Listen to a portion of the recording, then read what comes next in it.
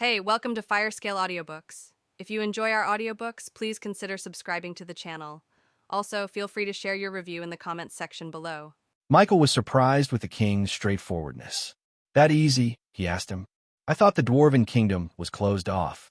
Byru nodded his head, keeping his arm outstretched for Michael to take. "It was. But what you've shown me in this village made me understand why our kingdom hasn't prospered these past millennia. Enjoy new tales from Empire. I thought that I was protecting our kingdom by closing it off. But now I understand that we've just impeded our own progress. So, Michael, help us, and we will help you." Michael always wanted to have a good relationship with the Dwarven Kingdom. He just never thought it would be this easy. After all, he hadn't even done anything yet. Their king voluntarily visited their village and made up his own mind. He smiled and took the Dwarven King's hand.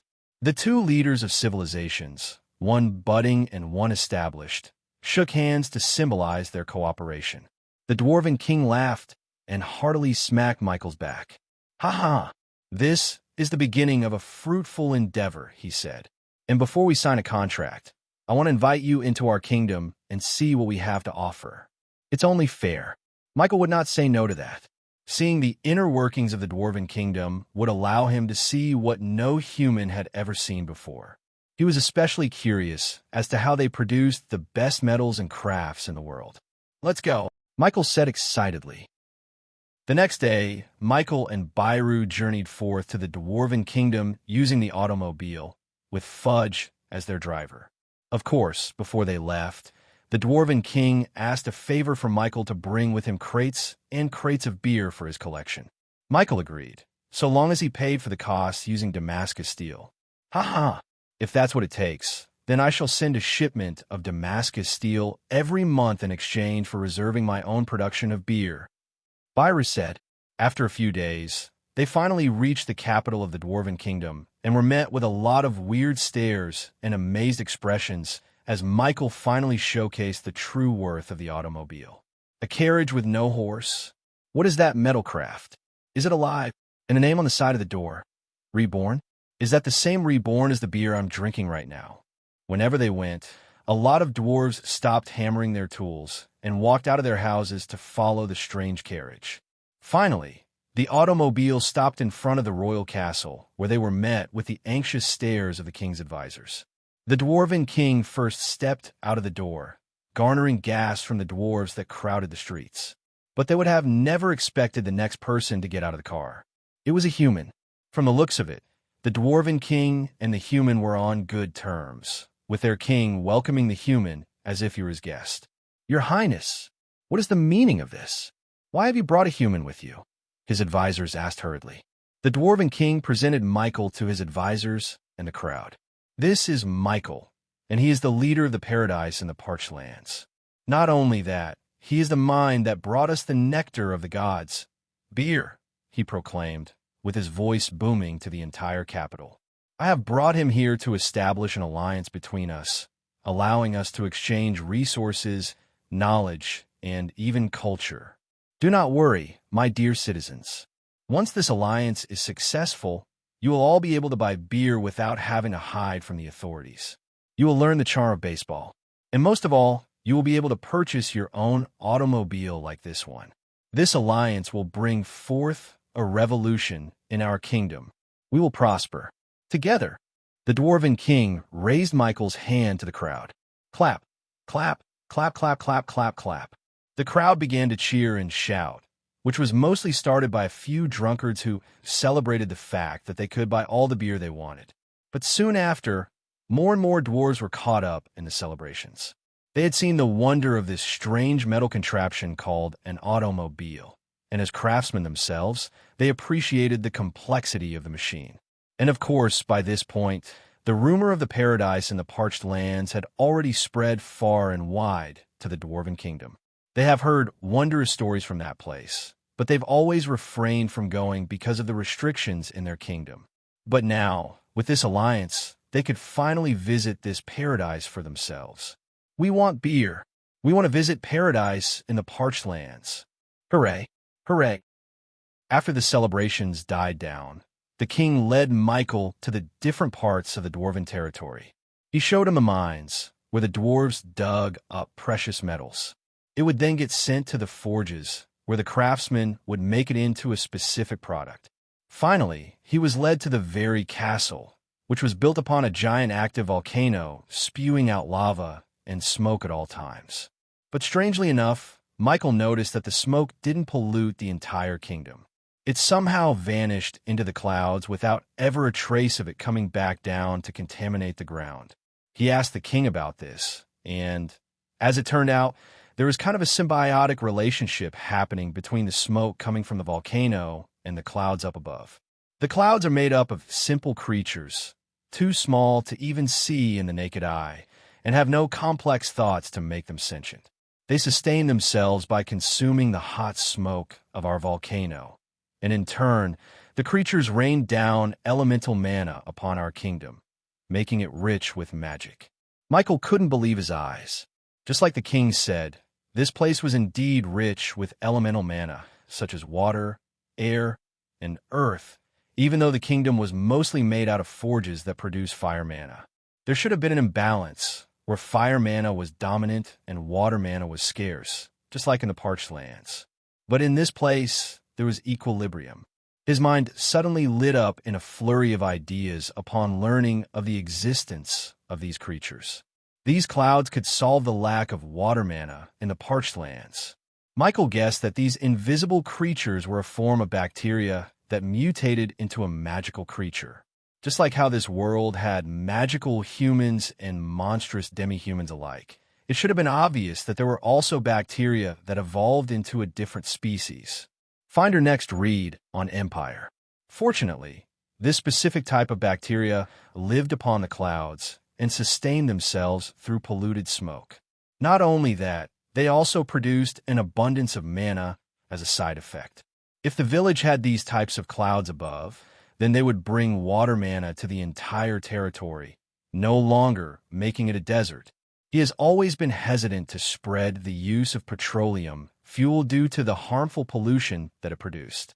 He had been using his own magic to counteract the effects of the pollution by himself. But with these bacteria clouds, he didn't have to do that anymore. Michael immediately asked the Dwarven King how he obtained these bacteria clouds. You want one for your village? Sure. We can give you a cloud seedling that can grow bigger than a mountain. Though, you'll need a lot of smoke for it to grow properly, or else it will just dissipate in the wind. And don't expect that your cloud will bless your lands with lots of elemental mana at the start. It took us thousands of years before our cloud got to this point. Michael was overjoyed once he heard this. They didn't have a volcano to sustain these special bacteria clouds, but they did have a steam turbine, which produced tons of smoke. As the village advanced in technology, it would incorporate petroleum oil as its main source of energy. The smoke produced by those factories would only serve to turn the territory into a better, healthier place. With a greater cloud, the more elemental mana would rain down on the village. Someday, the territory would not just experience summer throughout the year. There could be a rainy season, a winter season, and even spring. He was now more sure than ever that allying himself with the Dwarven Kingdom was one of the best decisions he could have ever made. Are you ready to sign the official contract? The Dwarven King asked, and Michael answered with a resounding yes. They visited the throne room, where the king's advisors and a couple of other high-ranking dwarves witnessed the signing ceremony of their alliance. Michael and the Dwarven King sat on opposite sides of a table, with their contracts in hand. Your village and your company Reborn will be welcomed at our gates. You can sell your products at reasonable rates without any problem, the king said, reading the contents of their contract. And the Dwarven Kingdom will be our village's provider of all things metal, such as steel, iron, and other such materials. And most of all, we're allowed to buy and distribute Damascus steel from your kingdom, Michael recited. The two men nodded, satisfied with the base agreement between their two territories. I would also like to employ your village in creating a road between the two territories. We will handle the materials, you will handle the work, the king proposed after talking with his advisors. Michael quickly agreed to this. Now that there was an alliance between the two territories, it would be a lot more convenient for citizens to easily traverse the distance without problem. He was already planning on proposing this agreement in the first place because he wanted automobiles to show their true worth as vehicles. And that could only be done through creating a flat road. "I have another proposition," Michael said with a curious smile on his face. "I want to build a train system that connects our territories."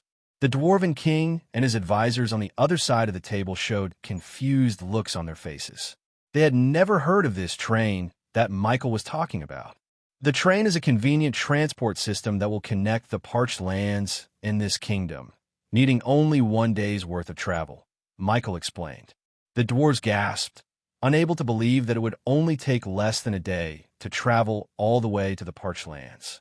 And if Michael hadn't shown them his incredible inventions that defied reality, they would have denounced his words as nothing more than a lie. "Is this true, Michael? How can you build such a fast vehicle?" the king asked. And in turn, Michael also asked that same question to his trusted personal AI assistant. "ChatJK2, can you tell me how to build a train?" "Certainly. I have constructed a railroad system that efficiently connects the Dwarven Kingdom to the parched lands. I will download the schematics to your brain in 3, 2. Suddenly, tons of information washed over his mind, giving him everything he needed to know to build a train from scratch. He also saw a bird's-eye view of the completed project, with the trains running at full speed and full of dwarves excited to spend the holidays at the paradise in the parched lands. "If you can build such a vehicle, then this partnership will become even more fruitful than I thought. If we can exchange materials within a day, then our commerce will prosper," the king exclaimed, his eyebrows flared from excitement. Even his advisors couldn't help but nod their heads fervently at the thought of what this alliance would bring them. "Quick, let us sign this agreement," the king said, already dipping the quill into the ink. Michael did so as well. This contract was flexible as well, so if they wanted to change or add a few more things to their agreement, then they could easily mend it. He also had ChatJK2 parse through the agreement, and it found no loopholes or weaknesses that any party could exploit. I almost forgot. For this agreement to work, you must give your territory an official name, one that would mark its place on a map, the king said. Michael didn't have to think hard about the name of his territory. He knew that the village was growing far too big to even be called a village at this point, so he was already planning on giving his territory a proper name. Reborn. My territory will be called the Nation of Reborn. With the signing of the contract, the alliance between the Dwarven Kingdom and the Nation of Reborn was sealed in stone. This was a momentous occasion, one that would be written in the history books as the start of the Reborn Nation's global dominance. But that was a story for another time. Right now, it was a celebration. The dwarves prepared a sumptuous feast, with ale and beer ready for all to drink and eat. Michael talked with the other dwarves about the possibility of creating a Reborn Company headquarters station near the capital, and they agreed immediately. He planned for someone like Baldric to handle all the company business in the Dwarven Kingdom. Of course, he would have to coordinate with Castell about the acquisition of products because she was still the main CEO of the Reborn business. As he talked to more and more dwarves, all kinds of plans were born. For example, the kingdom ordered a large shipment of concrete to supply the rebuilding of the walls around their kingdom. This was where their alliance showed its benefits.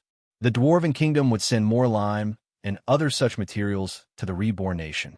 Then they would turn that into concrete, which would then be sent back to the Dwarven Kingdom to be used. That was the current priority of the kingdom, so that was what they tackled for now. But there were other major future projects that they would like to embark on after the construction of the walls. For example, they wanted to implement the plumbing and the electrical system in the entire Dwarven Kingdom. The plumbing system would be easy since they already have their own source of water. Michael just needed to create another sewer system and connect them to pipes around the Dwarven Kingdom. This would take a lot of time and effort, but it could be done with the cooperation of both territories.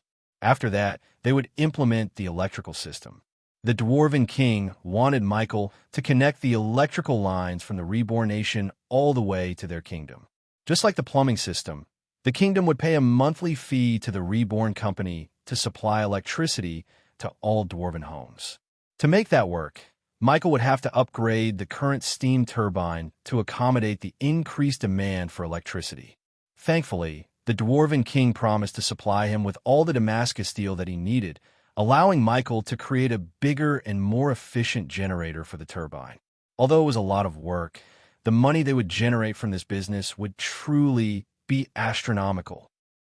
The party went on, and Michael went outside the balcony of the castle to observe the Dwarven kingdom in all its glory. Unlike their nation, which was lit up by light bulbs, this kingdom was instead lit up by forges and smiths that kept its fire lively through the night. There were celebrations all around, and all the beer that he brought with him was being spread and drunk in the taverns. "I never tire of seeing this sight," the Dwarven king said as he leaned on the balcony and looked out into his kingdom. Then he turned to Michael. "Now that we have officially become allies, there is something that I want to show you."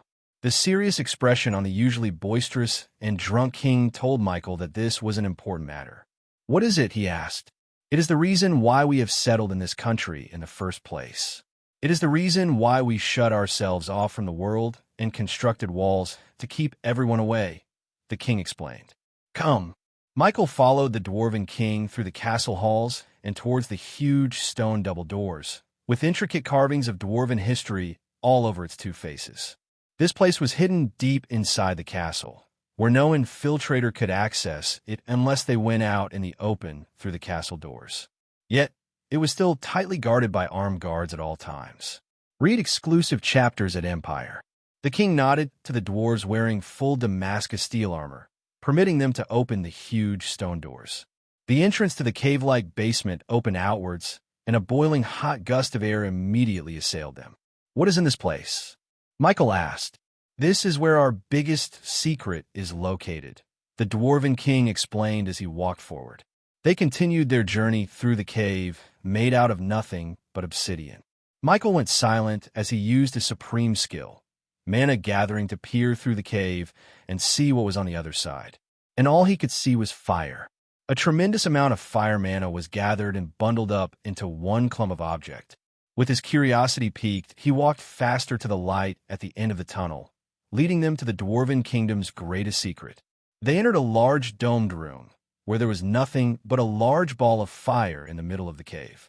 As Michael laid his eyes on the giant ball of fire, he suddenly realized that there was an object inside it. Back in the olden days, we dwarves could create anything we wanted to create. There was no limitation to what we could make with our own hands, the Dwarven king told Michael. We were full of knowledge about the world, the universe, and the magical fabric weaved inside reality itself. And, with that knowledge, we were able to create the greatest of crafts. And our ancestors stored everything they knew into one object, the God Forge. Michael could finally see the silhouette of the object inside the flaming ball of fire. It was the base part of an anvil, but it was clear that a large part of it had been destroyed. However, due to some unfortunate incident, the God Forge was split into pieces, spreading itself across this entire country. That is the reason why we have settled onto this land. We have come to bring back all of the pieces of the God Forge and restore it into its natural state. If we don't, then the fire that surrounds the God Forge will never cease to exist, and we will never obtain the knowledge hidden within. Michael stared in wonder at the God Forge, or at least a part of it. It was extremely large, about the size of an automobile. So, Michael could only guess that the finished God Forge must look even bigger than this. When we first moved into this country, our main goal was to find and retrieve the missing pieces of the God Forge. Unfortunately, it turned out that humans had already settled onto the lands, taking control of everything within it. Because of that, we couldn't retrieve the pieces. The previous kings of our kingdom decided to shut ourselves off from the world and protect the peace we have right now, until that opportune time when they could search for their relic. The Dwarven king sounded melancholic, as if he was saddened by the fact that it was improbable in his lifetime to fulfill his ancestors' wishes. Find more adventures on Empire. Meanwhile, Michael couldn't take his eyes off the incomplete God Forge. It was as if it was calling to him. "Why haven't you tried to study the secrets of this piece?" Michael asked. He could see blurry and vague inscriptions carved onto the very surface itself. From Byru's description, it seemed like this piece still held a part of the secret knowledge that they lost. "We have tried," answered the Dwarven king. We made the best full metal armor that can withstand even the temperatures of lava, yet it was no use against this fire. We tried to douse it with water or air, but none were effective against the raging flame protecting the God Forge. We have tried all mystic and physical means to get through the fire, but we had only come about 2 meters close to the God Forge. This is a test. We need to prove that we are worthy of the God Forge and restore it to its prime state before it allows us to peek through the knowledge hidden within. He understood the Dwarven King's frustration. Having tremendous amounts of knowledge so close to them, yet so far away at the same time, was a frustrating feeling. He, too, wanted to see what the God Forge had to offer them. He wanted it so bad that his entire body was pulling him towards the flaming ball surrounding the God Forge. He hadn't felt this feeling ever since he set his eyes upon the magical library on the magic tower. "What's wrong?" the Dwarven King asked upon seeing the surprised face written on Michael's face. The reason for Michael's shock was a realization that dawned on him when he remembered the magic library. Back then, he impulsively touched the very nodes of the magic library and was suddenly endowed with all the information and knowledge it had to offer. He gained too much data that it led him into a state of unconsciousness. But after that, his personal AI assistant underwent a tremendous upgrade that led to his current state of power. The question then arrived in his mind. If he touched the God Forge, would he gain the knowledge contained within it? This lit up a fire inside him, a desire to take the risk and brave the big ball of fire, impeding him from getting to his goal. "Dwarven King, I have a favor to ask," Michael said, keeping his eyes on the God Forge. "You are my friend." "Speak away," the king replied. "Can I approach the God Forge?" Michael's words were casual, as if he was just asking if he could look at a unique trinket or a cool sword displayed in the king's collection. But the God Forge was nothing but ordinary. "You want to reach for the God Forge? Are you serious? Do you not see the flaming ball of fire that would melt even the hardest of minerals in just a few seconds?" the Dwarven King asked, incredulous at Michael's small favor. "Yes, I want to touch it and see if it has some kind of effect on me," Michael explained. The Dwarven King couldn't say anything else.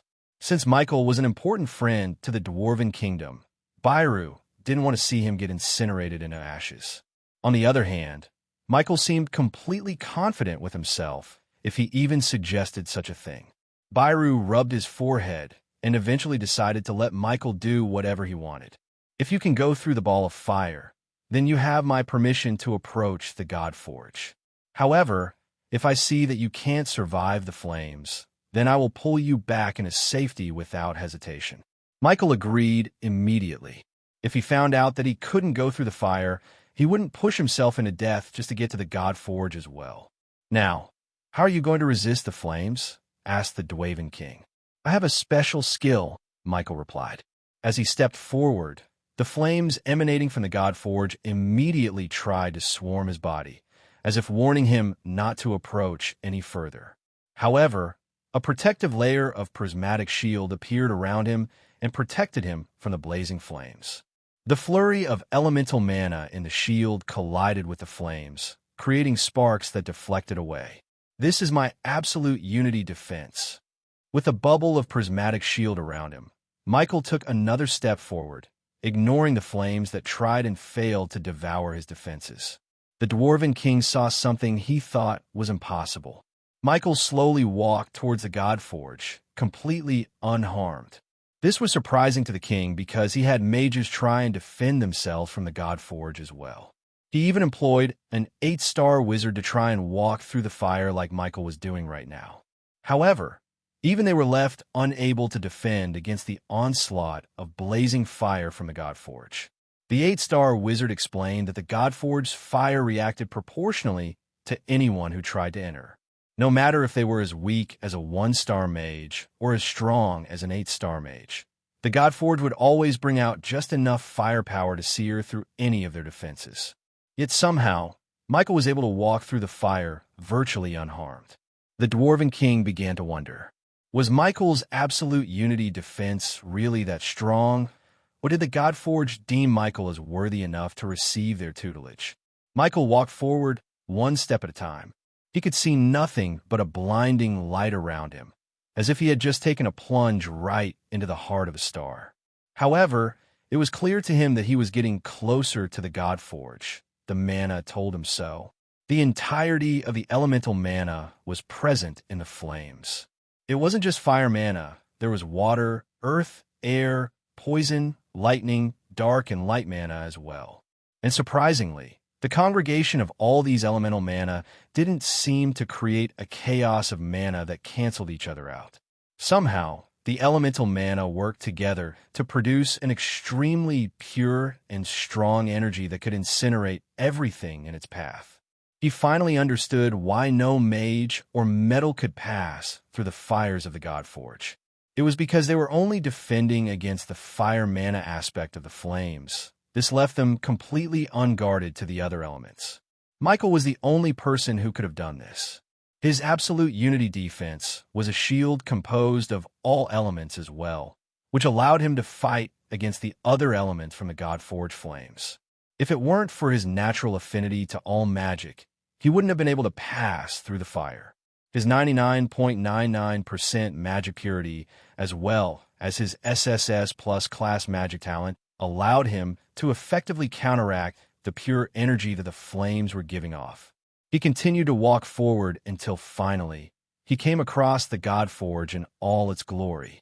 It seemed to have been made out of simple metals, but Michael could feel the density of elemental mana packed within the God Forge. There was too much to even count. Right now, it was only the base piece of the God Forge, with a wide and steady rectangular base curving upwards. The evidence of fracturing was clear on the very material itself, with cracks and missing chipped pieces clearly visible towards the missing top part of the God Forge. But even in its fractured state, this was perhaps the best crafted object Michael had ever seen in his entire life. It was even better than the perfectly machined supercars or technology in his previous life. This one looked natural, as if the world itself had molded it from its infancy. Michael couldn't describe it. After all, how could he describe abstract perfection? The strange carvings on its surface were intermittently glowing, blinking in power, as if it was tempting Michael to finally obtain the hidden knowledge within them. He stepped forward and kneeled to the God Forge. He stretched his hand and brushed it against the first line of carvings on the base of the God Forge. Upon contact, a surge of information assaulted Michael's brain, overwhelming all of his senses and forcing him to grab his head in pain. Connecting to the fractured God Forge. Downloading its contents. Progress to next update, 10.59%. Progress to next update, 59.27%. Progress to next update, 99.99%. Updating software.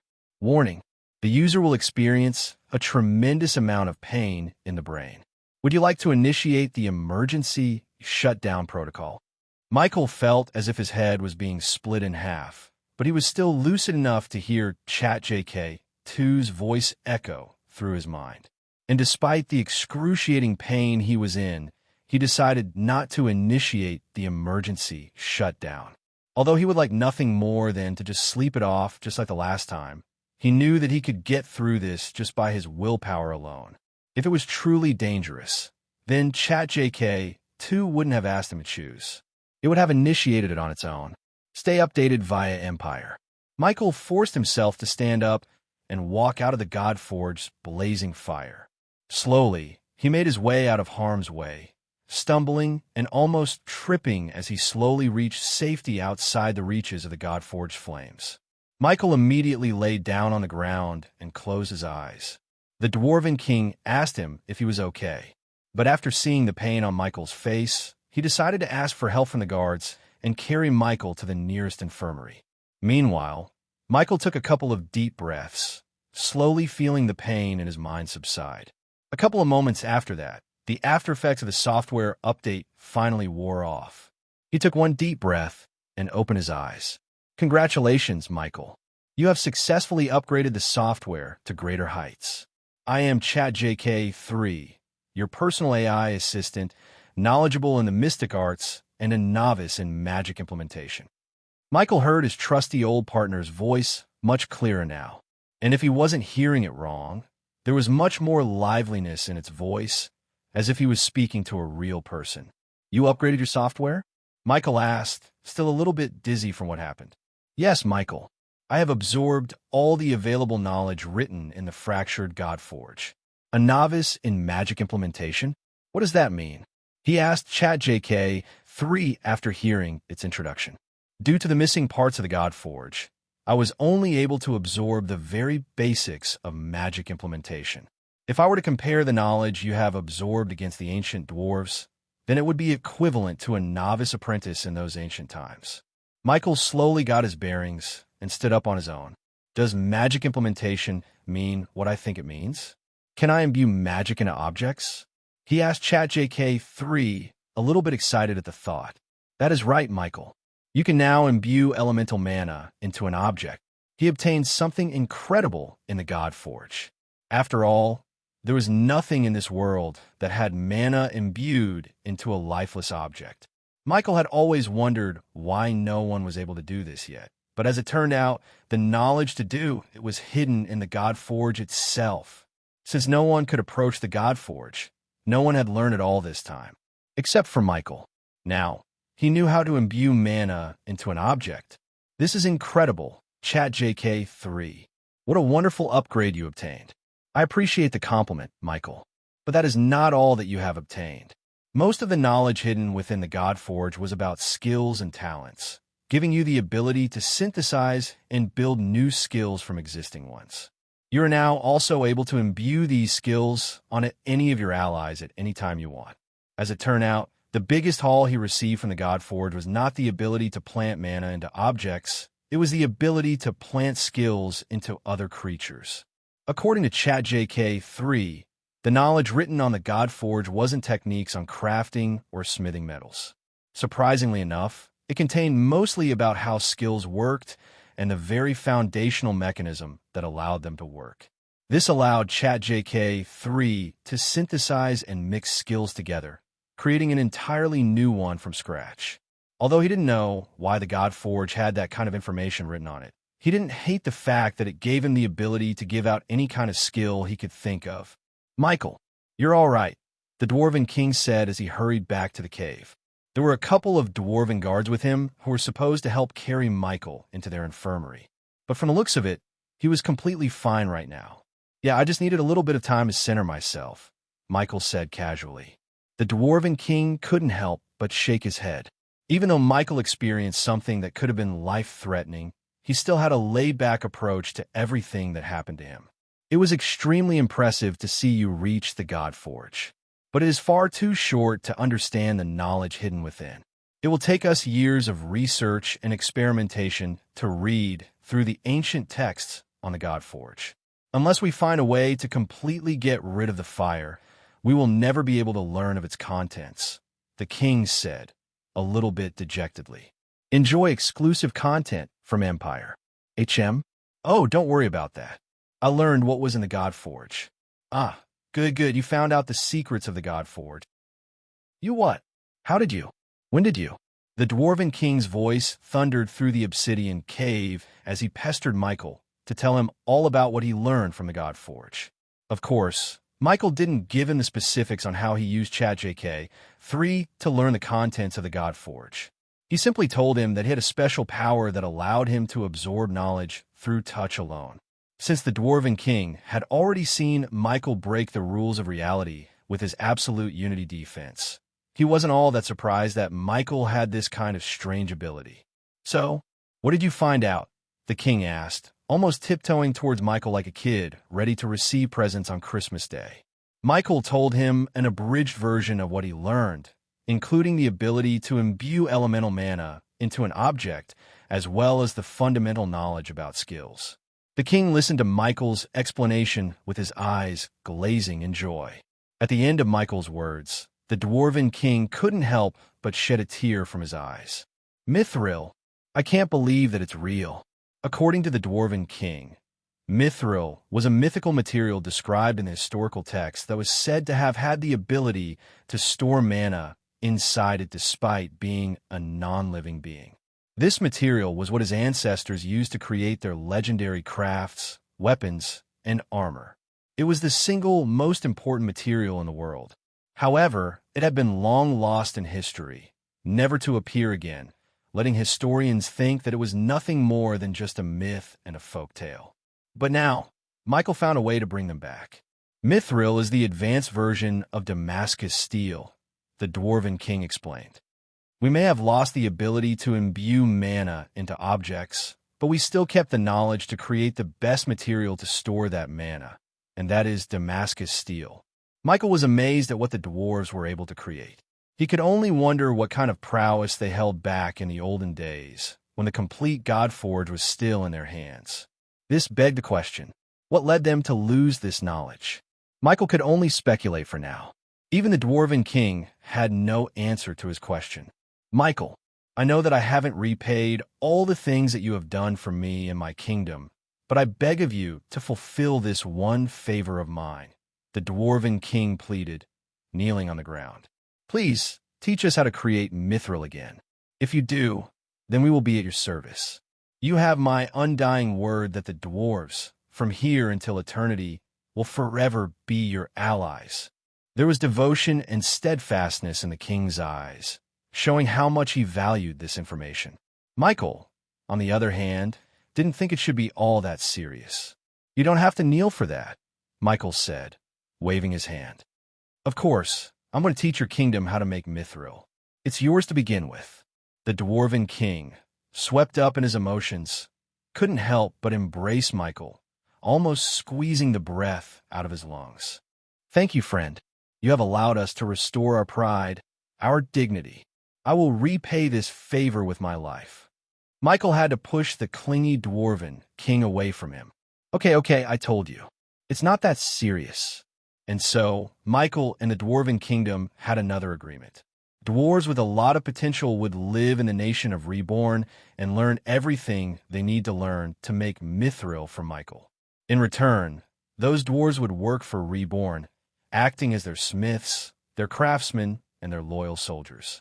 After they had sufficiently repaid the favor through years of service, those dwarves would then be able to return to the Dwarven Kingdom and spread the knowledge of mithril to the whole kingdom.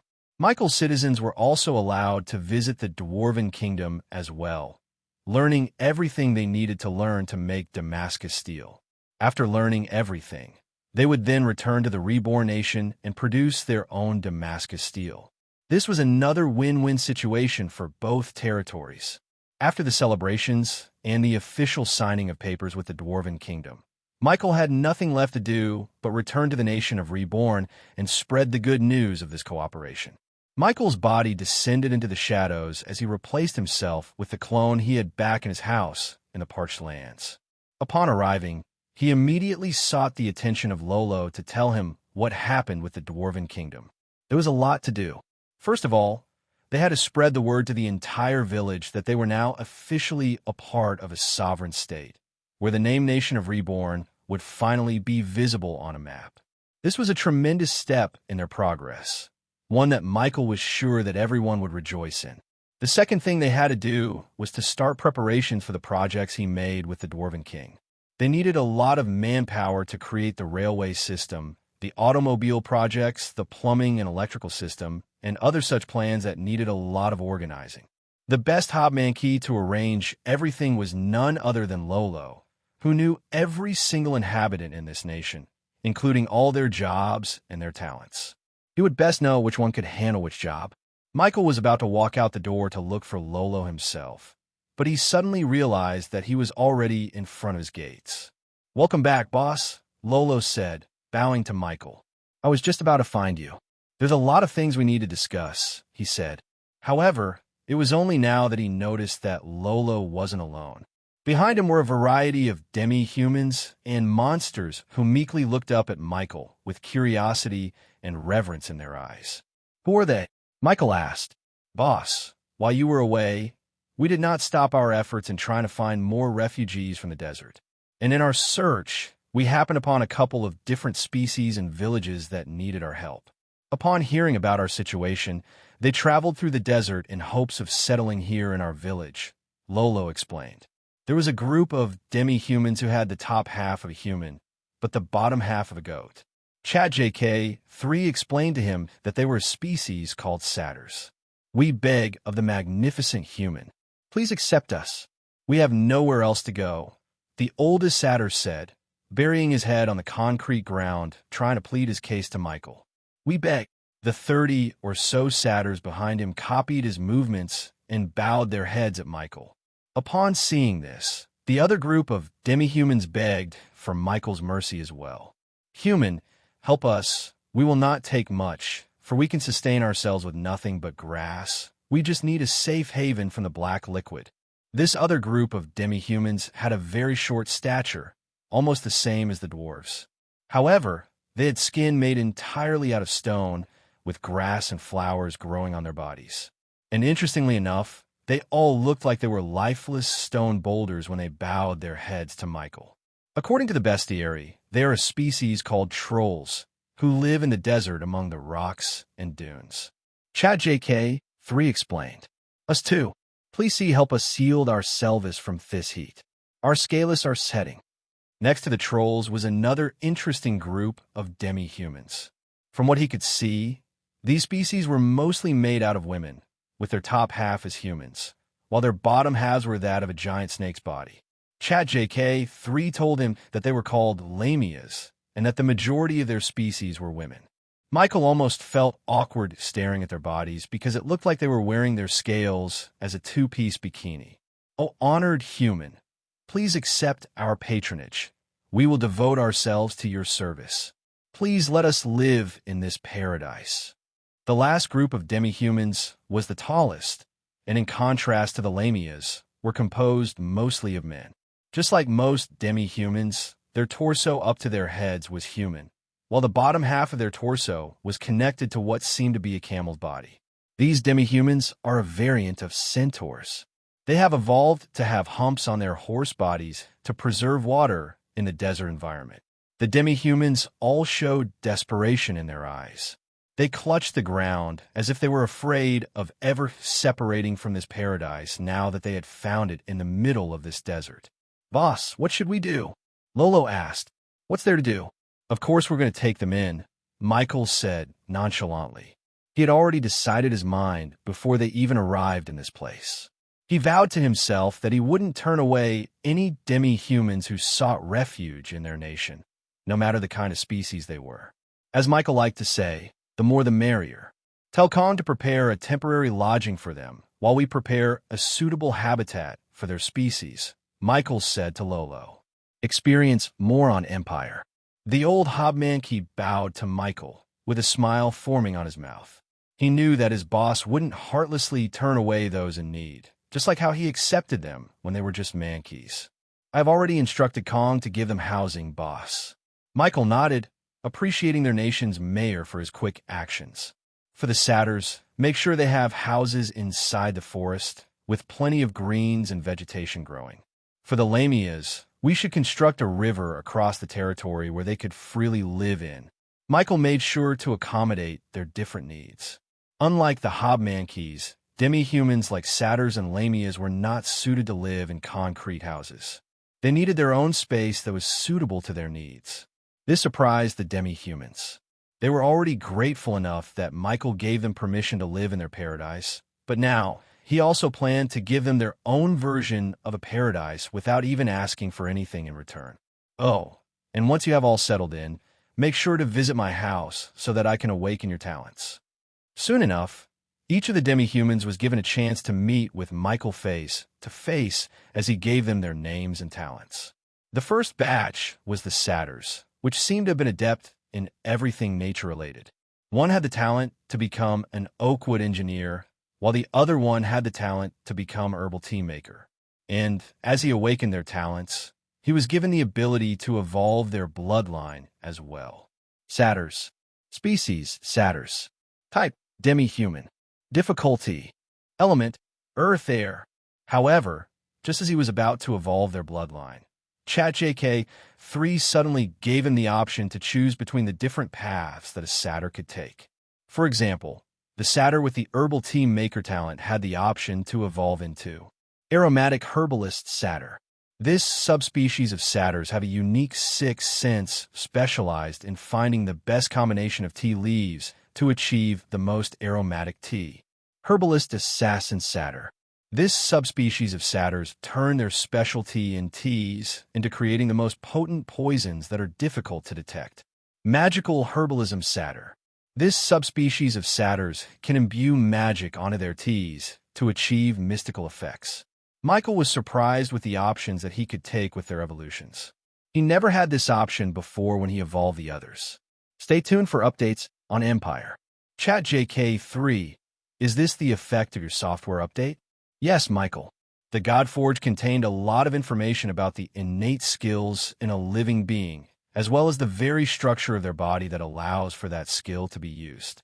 Using that knowledge, you can choose the evolution path of a creature that they were innately talented in.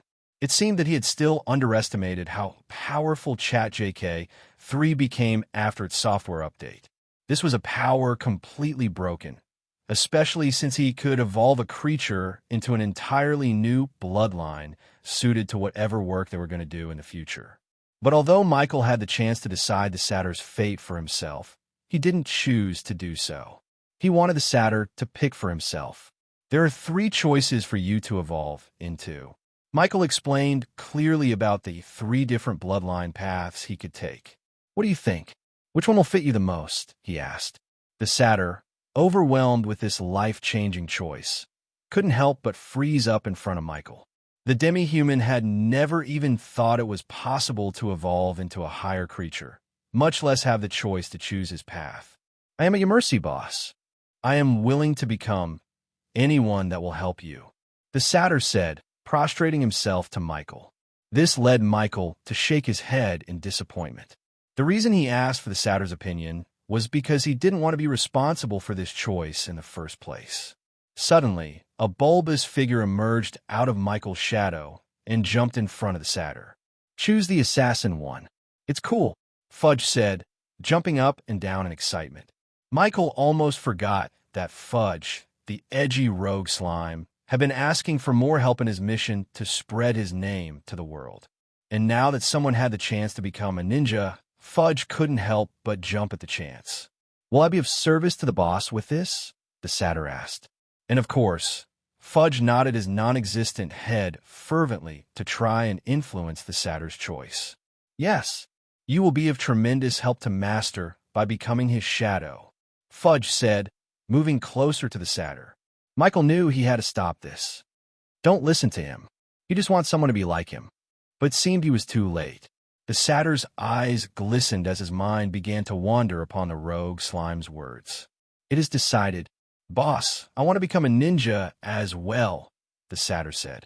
Michael sighed and pinched his forehead. It's your choice, he said, exhausted from dealing with the 2 of them.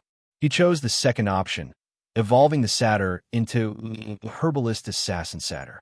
And soon after he chose this option, the satyr was suddenly enveloped in a blinding light that lasted for a few seconds. After that subsided, the satyr showed his evolved form to the world, with his goat legs becoming a lot more suited for stealth. Not only that, but his fur also turned darkish blue, which could blend into the night. Thank you, boss. I will serve my purpose to you and make the most potent poison in the world, the satyr said. Good, good. Now we're talking. You are a nice addition to our cult.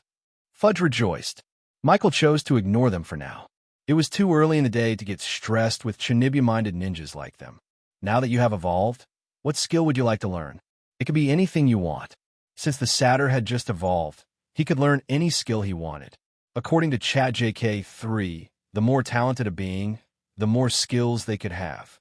This meant that choosing a skill must be taken with great thought and foresight. Unlike a spell, which could be learned by anyone as long as they had the magic theory and the right mana to cast it, a skill was completely different. A skill was like having an extra limb on their body. It doesn't need mana to be cast, just like how a hand doesn't need mana to move. Because of this, a skill cannot be learned by anyone. It was naturally obtained because of their talent. At least, that was before Michael touched the Godforge and learned how to synthesize his own skill. Now, Michael could give anyone any skill they wanted to learn. which meant that they needed to think carefully about which skill they wanted to have. I can give you any skill you can think of. Think carefully and tell me how it works, Michael said to the satyr. However, the satyr didn't even think for a couple of seconds before giving his answer. Boss, give me the ability to become like a shadow, like my leader Fudge. Michael went through the evolution of each of the satyrs. Thankfully, none of them had the chance to become an assassin or a ninja like the first satyr. They all had diverse evolution paths, which were unique and catered specifically to their talent. This further enhanced their abilities to do the job that they were already good at, making them extremely proficient in their fields. Their unique talents became quite a hot topic within the nation. Their talents would completely make a lot of work so much easier. So a lot of hobmankeys wanted to recruit them in their field. This lessened the workload, especially with the influx of projects that needed to be done in a short time. There were also quite a few satyrs who had talents that coincided with different jobs. For example, one had the talent and evolution path to become a treehouse specialist, which fell on both the construction and the farming side. The leader hobmankeys like Kong and raced to get the satyrs to become their employees, and wanted the satyr to help them create a greenhouse using a treehouse as shelter. Meanwhile, Kong wanted the satyr's talents to help implement wooden constructs in buildings. In the end, it became Lolo's problem, whose job it was to decide which citizen had which job. Thankfully, as more and more demi-humans awakened their talents and evolved, the demand for workers slowly filled up. The second batch was the Lamias, which surprisingly didn't have any specialties in their talents. It was quite varied, with one ranging from being a water sorceress to a school teacher. Like the satyrs, they were also given the chance to evolve their bloodlines into something unique only to them. Of course, Michael gave them the freedom and choice to do whatever they wanted.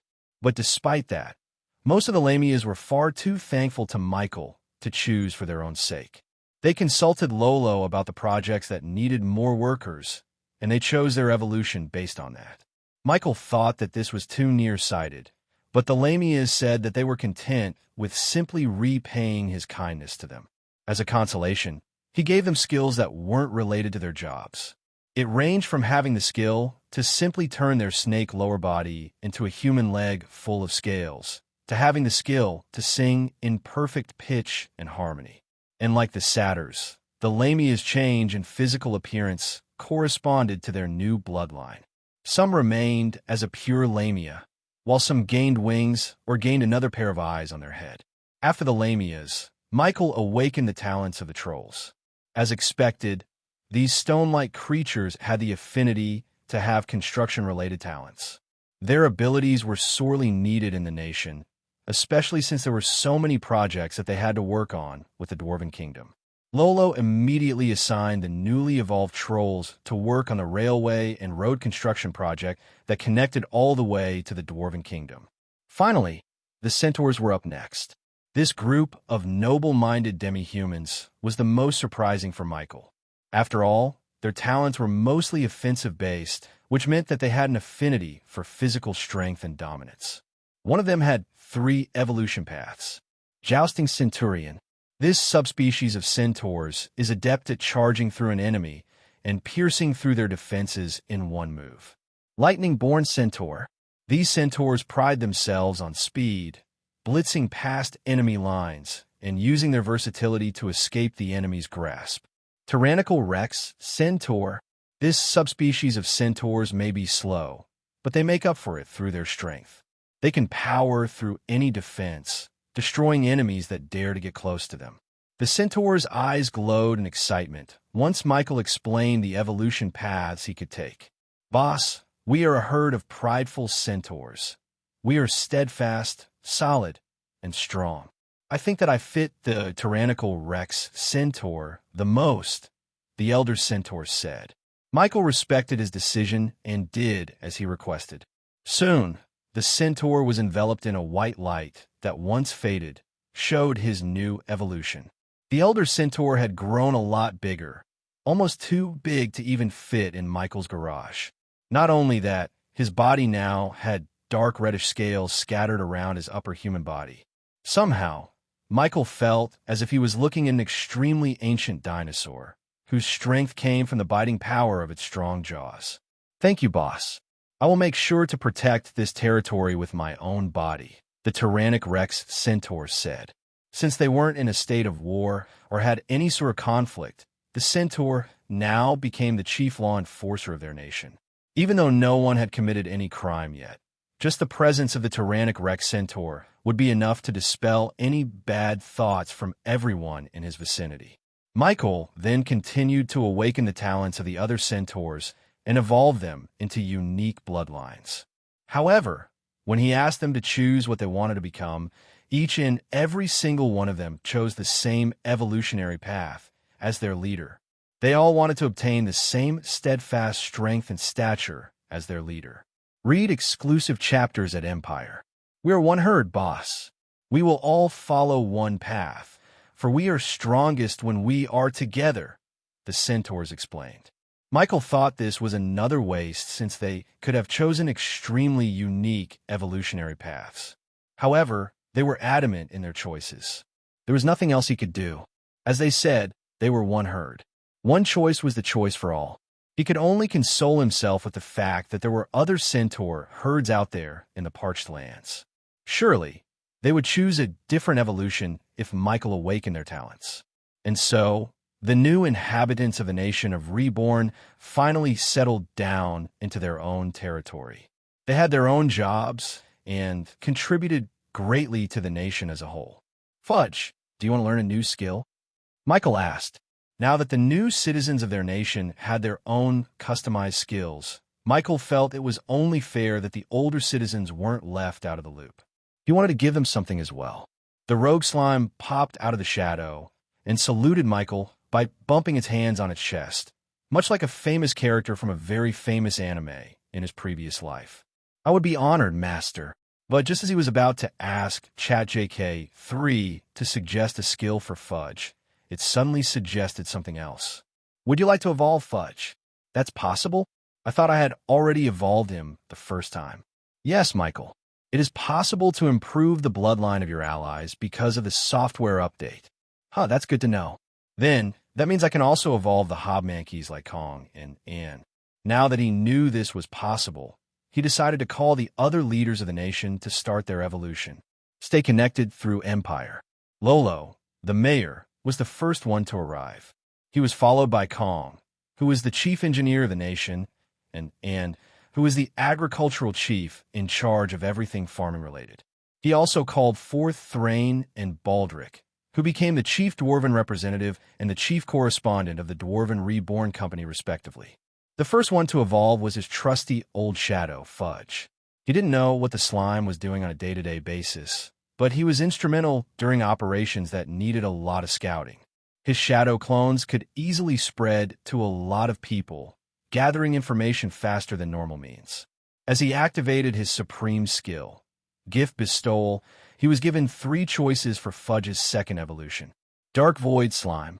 This subspecies of rogue slimes gain the ability to walk through the void, allowing them to travel anywhere they want. Shadow Flame Slime. These slimes gain the ability to turn their shadows into inextinguishable flames, causing damage to anyone caught in them. Mystical Eye Slime. This subspecies of rogue slimes gain a magical eye, allowing them to trap their enemies into an illusion, copy their techniques, and gain insight into a target once they make eye contact. Michael didn't even have to ask Fudge to know which one he was picking. "Master, I can finally have a Char asterisk not of my own."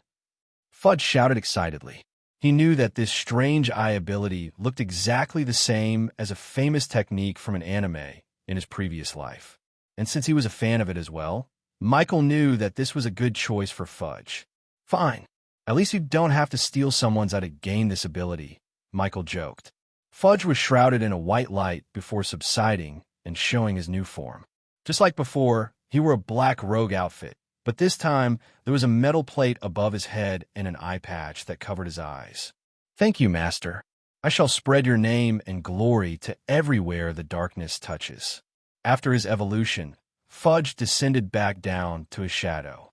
Michael was sure that he was going to role play as a ninja again.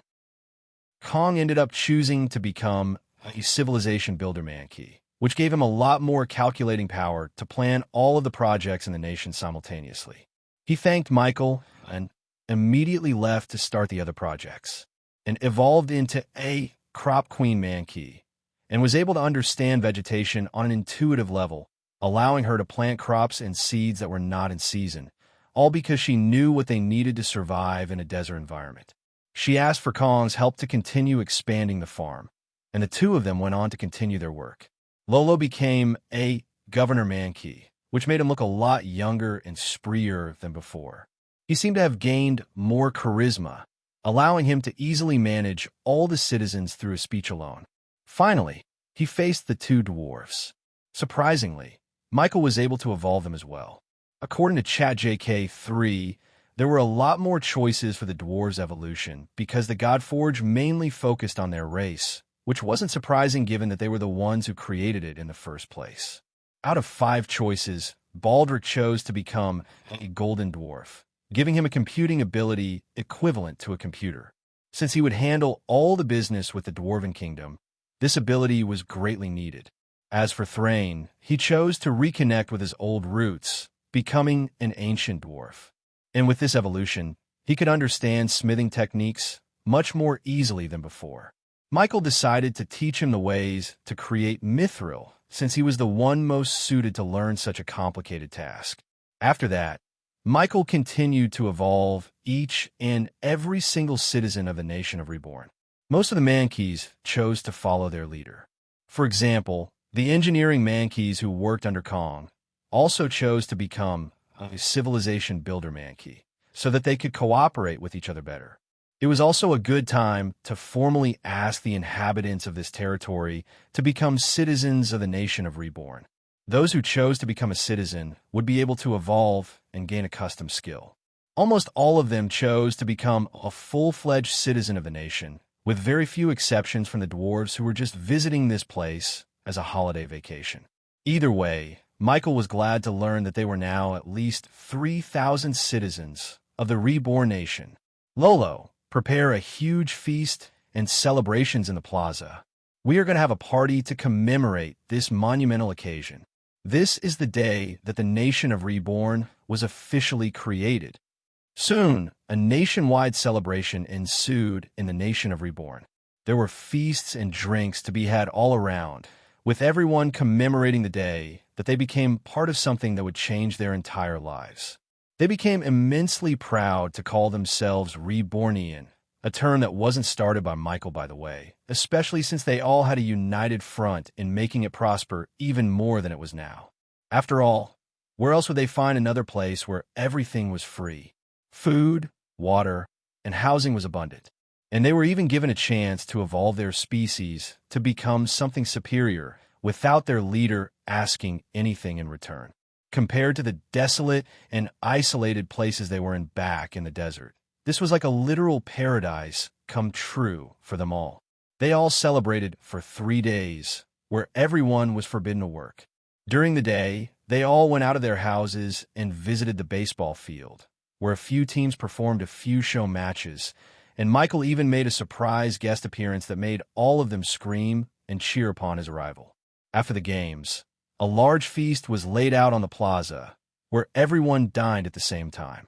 It became a large picnic where family and friends could spend this precious time bonding about their love for this community. In the afternoon, everyone was free to roam around the entire nation, introducing themselves to the new inhabitants who joined them recently. Of course, it became a little competitive, as many of them began bragging and showing off to each other about their new skill or their new evolution. And perhaps the most special event happened during the night. They all sat on the plaza, looking up at the darkness of the skies, when all of a sudden, an explosion of colors spread out on the horizon, creating flowery patterns that amazed and bewildered anyone who gazed at them. Wow, that is amazing. Mom, Dad, I like to live in this place forever. Some dwarves, who were just here to visit, ended up deciding to move here just from this celebration alone. The fireworks continued, with everyone gasping and cheering for it to last a little longer. Thankfully, Michael prepared for this. He enlisted the help of Kong and a few other talented citizens to create more elaborate fireworks shows for everyone to enjoy.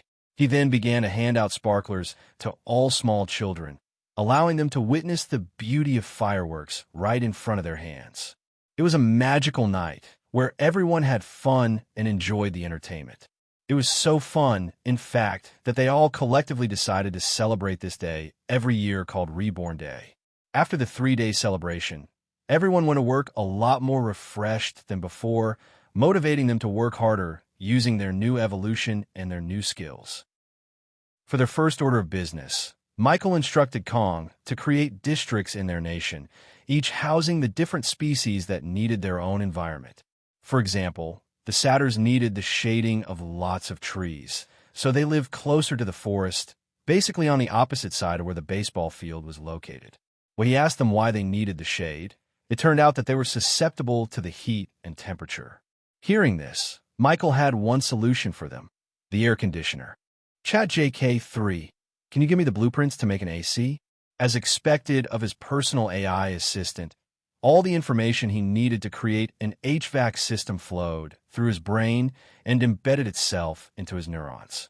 He borrowed the smithy of one of the dwarves and started to get to work. After half a day, he was finally done. He floated to the top of the oldest satyr's treehouse they had just finished constructing. Then, he created a rectangular opening near the window and installed the AC there before plugging the machine into the electrical socket. After that, he invited all the satyrs to the house for them to experience firsthand the miracle that was air conditioning. "Press the button," he said to the eldest satyr. And as soon as he did, the AC rumbled a bit before suddenly releasing a cold breeze. "Whoa, that's cooler than a gust of wind. It feels like it's snowing." The satyrs immediately loved the air conditioner, making them all want to stay in this tree house forever. Of course, Michael promised to install an AC in each of their tree houses, so they wouldn't have to crowd themselves in just one room. Thankfully, there was one satyr who evolved to become a smithing satyr, and Michael gave the blueprint for the AC to him. Find adventures on Empire. And soon after that, the rest of the nation heard about this AC and started clamoring to have them in their homes as well.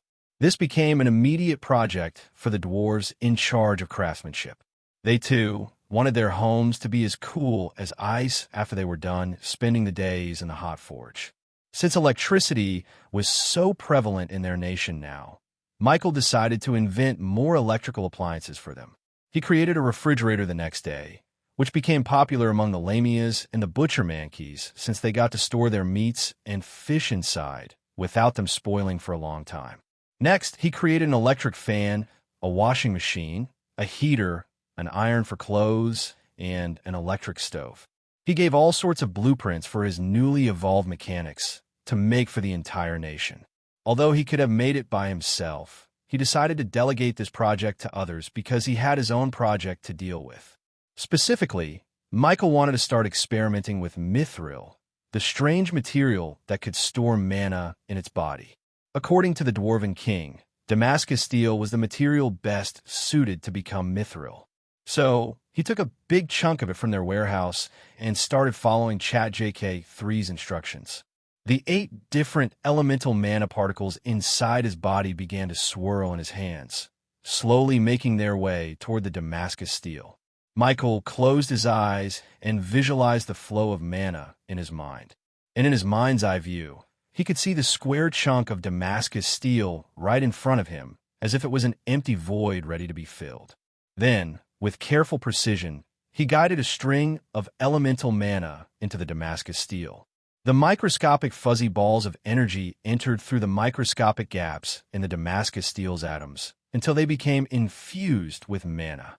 Suddenly, the Damascus steel began to absorb more mana from Michael until it was fully saturated. Using his supreme skill, mana gathering, he was able to see the true state of the Damascus steel. Since it was infused with mana, it felt like the steel itself became mana too. With the help of ChatJK3, Michael was able to create mithril on his very first try. He opened his eyes and saw the substantial change in the Damascus steel. The previous gray and black color of the metal had changed completely, becoming translucent like a crystal. For this first experiment, Michael had infused the Damascus steel with only fire mana, which meant that the mithril became like a crystal with a reddish glow from the inside. He continued with his experiments, having 8 different mithril pieces with each containing a different elemental mana. Michael picked up the mithril with a slightly bluish glow from the inside of its translucent crystal-like body. This was the water element mithril, and as soon as he picked it up, a notification flashed through his vision. Strength of water element spells increased by 30%. Mana consumption of water element spells decreased by 50%. Casting time of water element spells decreased by 10%. Michael couldn't believe his eyes. Just by touching mithril, casting a water element spell became so much more improved. With this mithril, a simple 2-star spell could have the same power as a 3-star spell. Holding a water element mithril increased the effects of a water element spell. Is this the true effect of mithril? It's much better than I thought, Michael thought to himself. He tried it with the different elements, and they all gave him the same effects. Each mithril improved the effects of a spell as long as the spell used that specific element. He could then confidently conclude that mithrils could effectively increase a mage's magic output by at least half. This was a breakthrough he didn't know he was going to get. Michael could only wonder what kind of reaction Cerberus would have once he told him of this discovery. The old man would probably drown from shock again. He continued his experiments with a mithril, combining 2 different elements into 1 Damascus steel to see what kind of effects they would produce. Strangely enough, combining 2 elements didn't necessarily increase its effects. He put equal parts of water and earth mana into the Damascus steel to make it a new kind of mithril. Theoretically, water and earth were supposed to be complementary to each other, meaning that they meshed well together in spells. However, when he cast a 1-star spell, Water Ball, while holding this new mithril, he found that its effects weren't as great as when he held the pure water mana mithril. It was worse by at least half. It was the same when he cast a 1-star earth spell. However, when he cast a 1-star spell called Muddy Quagmire, which needed both water and earth mana, the effects were a lot better than normal.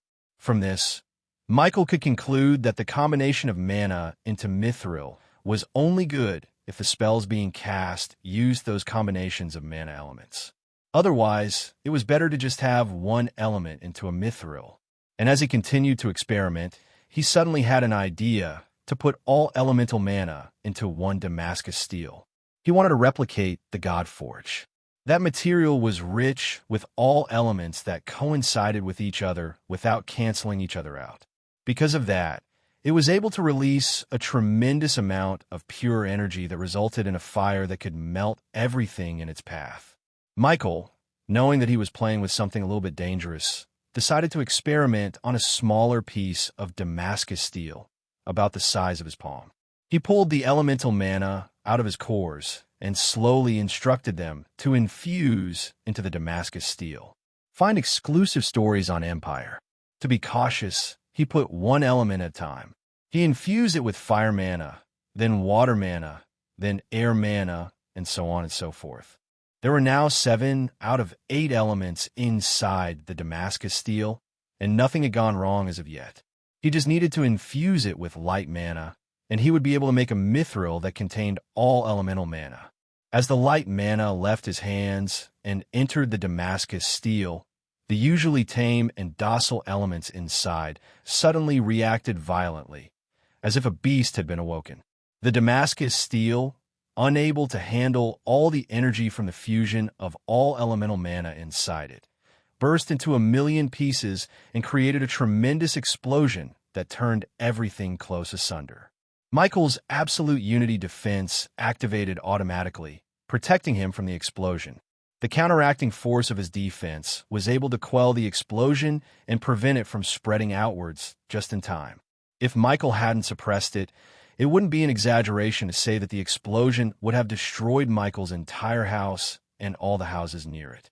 A couple of seconds later, a few of his trusted allies came bursting through the door, alarmed by the shockwave that emanated from his house.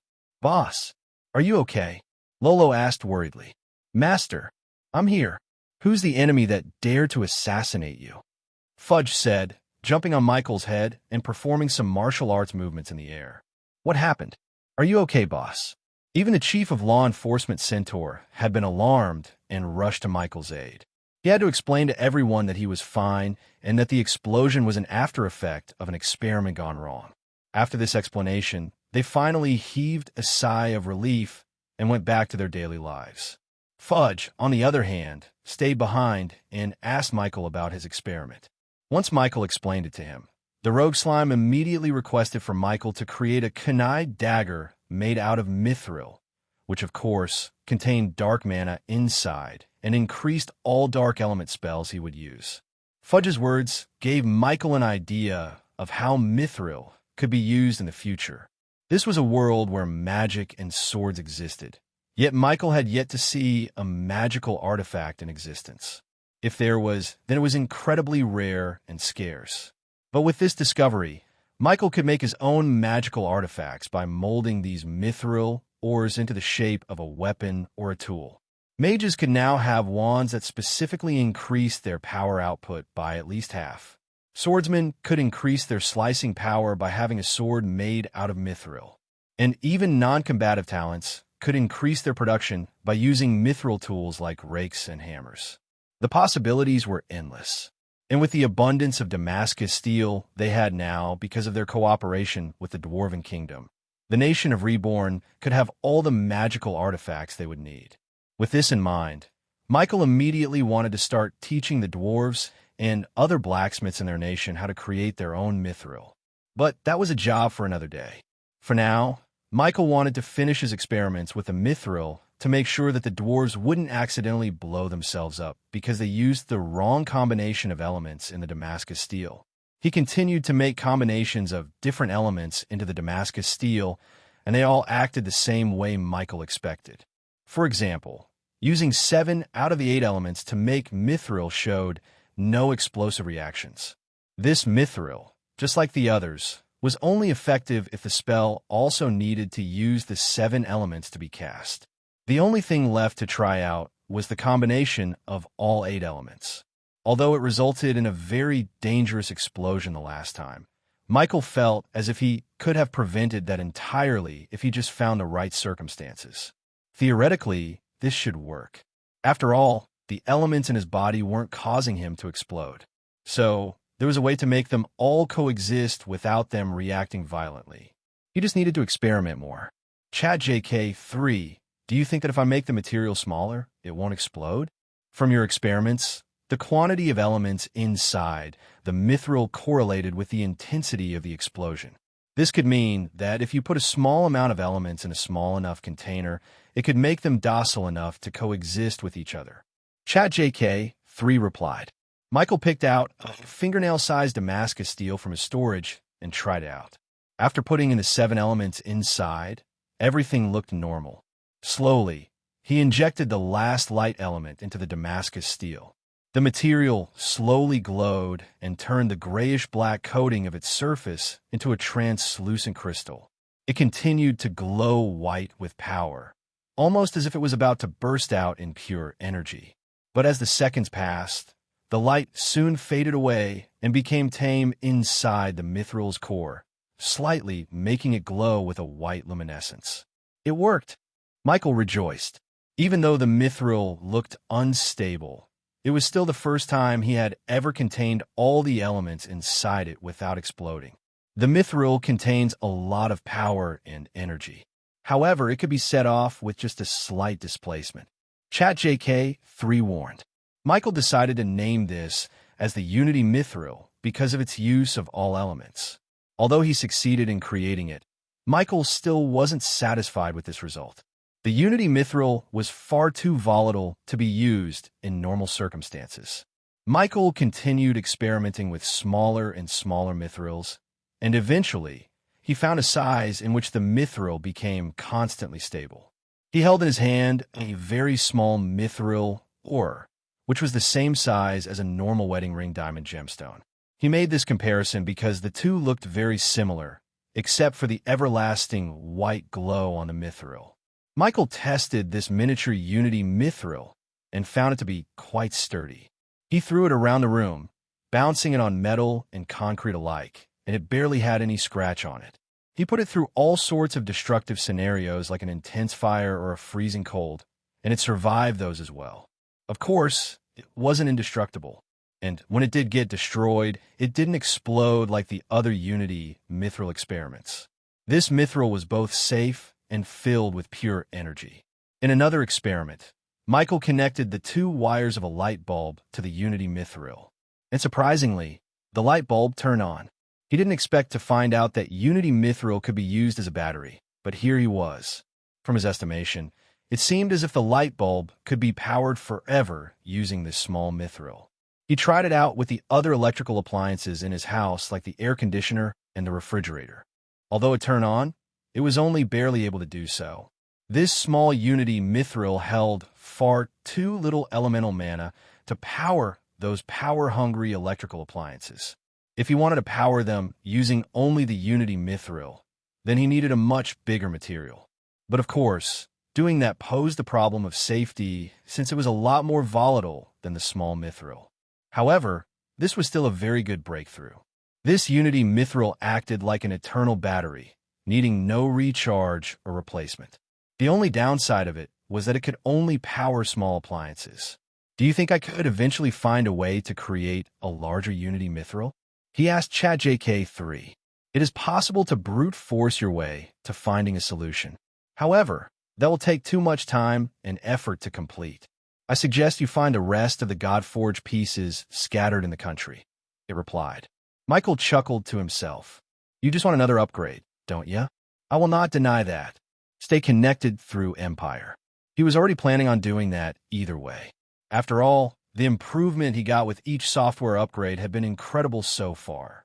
He didn't want to stop. He craved for more. Michael began to implement mithril into the nation, gathering each citizen once again to ask them what kind of weapon or tool they would want to be made. They were all incredibly surprised by this. After all, it hadn't been that long since Michael evolved them each one by one. Even though he didn't look tired, the citizens knew that doing that for too long must have taken a lot out of him. But still, Michael kept going. Since he was the only one who could make mithril for now, he took it upon himself to personally craft a mithril tool or weapon for his citizens. This endeared him to his citizens more, vowing themselves to work even harder to repay all the things that Michael had given them.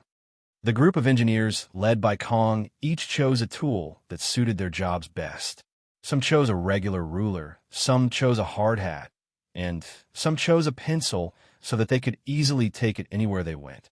The farmers wanted rakes, shovels, and scythes, while most of the dwarves wanted hammers and anvils. As everyone got their hands on a mithril artifact, they found that their productivity had gone up by at least twice more than before. The spells they cast to mold concrete into roads or to plant seeds in a field became much easier than before, even without improving their spells at all. They just had to hold the mithril artifact in their hands, and it would improve their skills tremendously. Because of this, there was more beer produced daily, there were more houses built every week, and everyone could finally get an air conditioner and a refrigerator in their own homes. With the combination of their evolution, their new skills, and their new mithril artifact, everyone had become so adept at their jobs that they improved their work in every single aspect, wasting less time and resources while producing greater results. Michael was even able to assign them new work without overworking them. He spent about a week designing and creating a pocket watch, which was powered by the miniature Unity mithril. The dwarves and the other blacksmiths marveled at the circular, golden pocket watch in their hands and could only wonder how Michael could create such an intricate piece despite being so small. Everyone was already used to the town clock, so having a personal one in the palm of their hands sounded like a great improvement in their daily life. They no longer had to peek out of their windows to look at the clock tower in the middle of the nation. They could just look at their pocket watches. He instructed Kong to create another factory, with this one specifically made for producing pocket watches. He was planning on selling the pocket watch and the automobile at the same time. Michael hoped that unveiling and introducing these innovative and novel products into the human market would allow them to gain a lot of traction in the Queen's region. He and Castell had been planning on expanding the Reborn business into the Queen's region for a long time now. The only thing preventing them from doing it earlier was that the King's region and the Queen's region were separated by a very dangerous mountain range. This prevented them from transporting a lot of their bigger and heftier products to the rest of the country. Find adventures at Empire. But now that they had attained the cooperation of the Dwarven Kingdom, they could simply use their place to bypass the mountain range and reach the Queen's region without any problem. And since they were planning on creating a railway system to connect to the Dwarven Kingdom, the transportation of their products would become so much easier than before. Michael could finally bring the plumbing system, the automobile, and concrete to the Queen's region. So right now, Michael was stockpiling a lot of products in their nation that would someday be transported to the Queen's region to be sold. As for the magic artifact, Michael was still debating on when he should unveil it to the world. At the very least, he wouldn't want to unveil it before the dwarves learned to make mithril by themselves. If he introduced the mithril artifact so soon, then he would be forced to work on it by himself, since he was the only one who could make it. Once the dwarves and the blacksmiths of this nation were able to efficiently manufacture large amounts of mithril, only then would he pay a visit to his old friend Cerberus Agendor. As the Tower Master, he must be knowledgeable enough to know the value of the mithril artifacts. And so, the days passed, and everyone was hard at work. The trolls worked on the railway system, laying down the trackway and making sure that they led straight to the Dwarven Kingdom. The production-type mankeys and satyrs worked parallel to the trolls, working on creating the concrete road connecting the two territories. The centaurs made a temporary guardhouse alongside the railway and the road, making sure the construction was going well and there weren't any complications happening.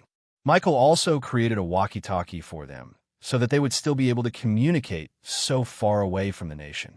Of course, it was powered by the Unity Mithril, so it didn't run out of battery. Meanwhile, the dwarves like Thrain, who evolved into ancient dwarves, worked hard on practicing their creation of mithril. The factories creating the Reborn Company products were also hard at work, producing loads and loads of units to be transferred and sold by Castell. The engineers worked hard on upgrading the steam turbine to produce more electricity. After it was done, then they could finally connect it to the Dwarven Kingdom and provide them with power.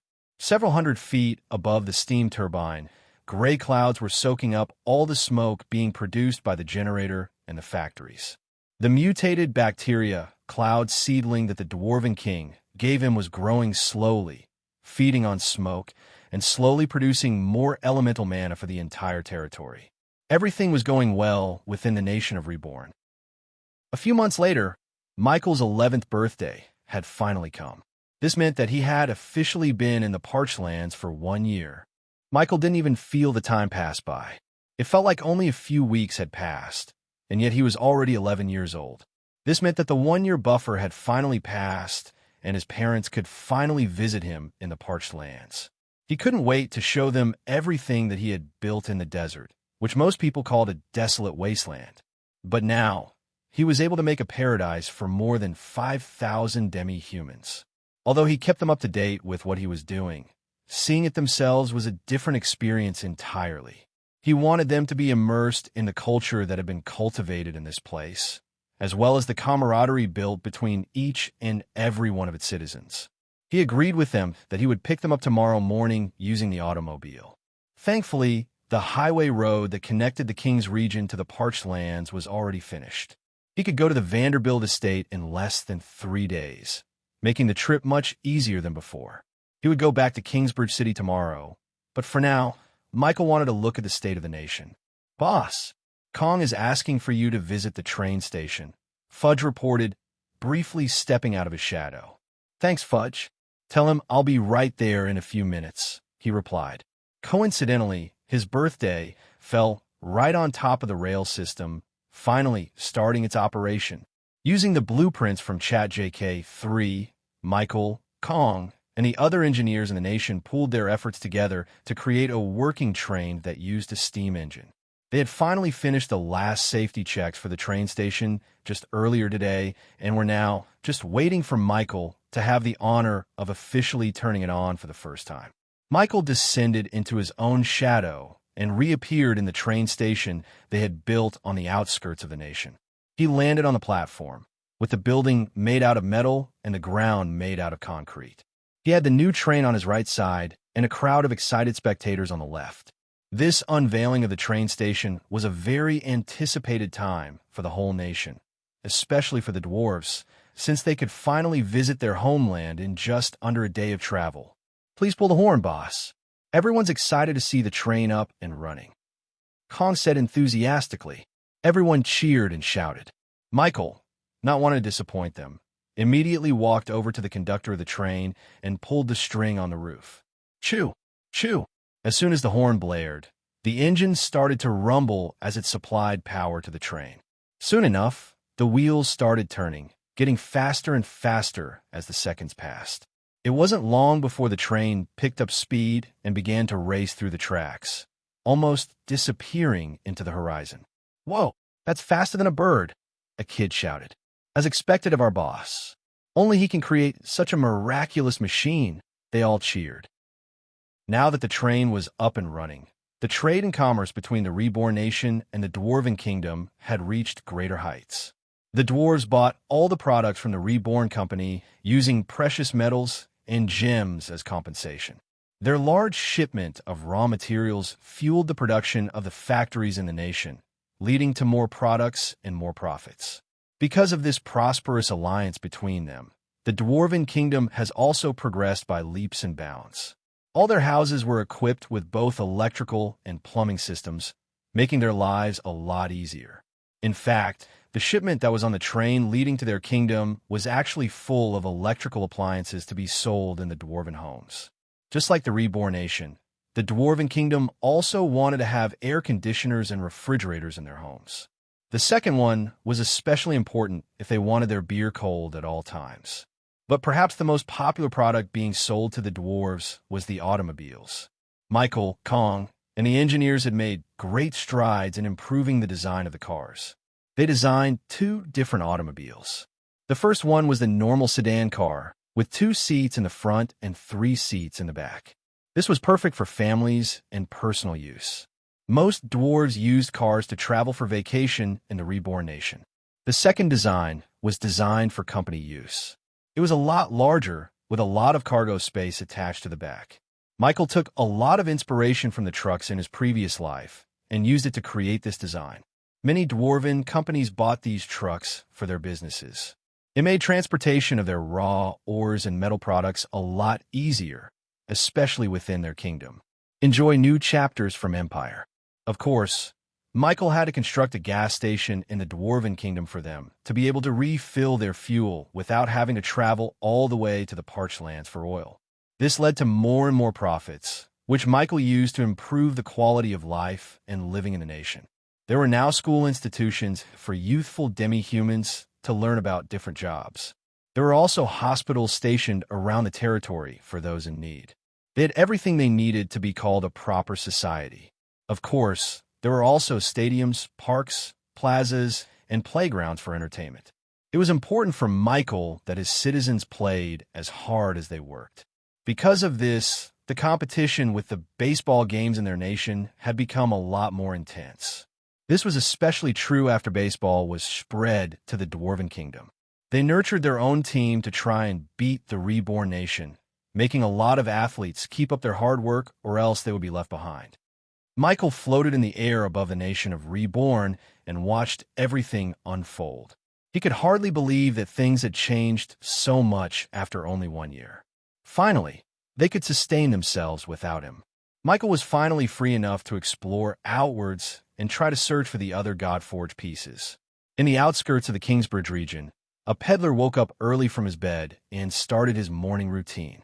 He picked up his large rucksack and went out of the house to travel through the harsh terrain of the mountain ranges until he finally reached the Queen's region. He greeted his neighbors and picked up some Reborn soap and shampoo to resell in the other cities. The demand for this product has continued to skyrocket in the Queen's region, giving him a steady line of work. He usually went straight for the road northwards, going directly to the mountain rangers. But this time, the peddler took a detour and went towards the south of the city, to look for precious herbs and vegetation in the forest. But just as he stepped out of the city walls, the peddler realized that the ground he stood on was far too smooth to walk on. Usually, he would feel the rocks and mud on the soles of his feet, but this time he felt as if he was walking on marble. It was very early in the morning, with the sun still hiding on the horizon, so the peddler couldn't see the road properly. But as the minutes passed, the sun soon lightened up the forest to reveal a large road in front of him, as smooth as silk and as white as marble. He couldn't believe his eyes. A flat road. Why have I never seen this before? He said to himself. He looked further down the forest and saw the road stretching to the ends of the horizon, with virtually no end in sight. This made the peddler even more confused. Such a large construction like this would have taken months, if not years, to complete. He would have definitely heard about a project this massive. As a peddler, he prided himself in his connections with other people. Surely, the construction of this road would have been talked about by his friends and acquaintances, especially since the road here looked even smoother than a maiden's face. He marveled at the flatness of the road, with virtually no bumps or craters that would impede a horse carriage from running at full speed. The peddler immediately turned around back into the city walls and asked his peddler friends if they had known about this road. A road down south? There's no such thing, they said. That place leads to nowhere but the parched lands. There's no way that they would waste money on such a fruitless project. Your lie would have been more believable if you told me there was a road connecting the king's region from the queen's region. It extends down, further down to the horizon, you say? If there was such a thing, then we would have known about it by now. My brother-in-law works in construction. He would have told me about it if there was any work here. And it's even smoother than the roads here? You must be kidding, my good sir. There is simply no such thing. You must be seeing things since it is so early in the day. Seeing the disbelieving eyes of his fellow peddlers, the man had no choice but to bet his pride on the line. I'll strip naked and run around the walls if my words are untrue, the peddler vowed.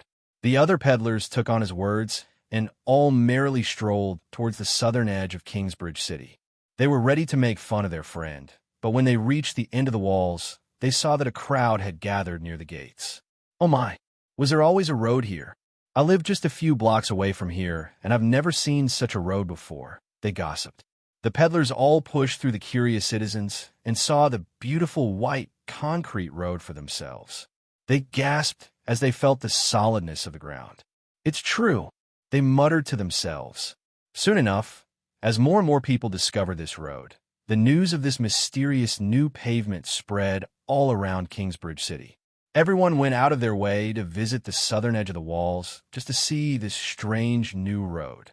Usually, nobody visited this place because it only led to the parched lands, which was a desolate desert with nothing valuable inside it.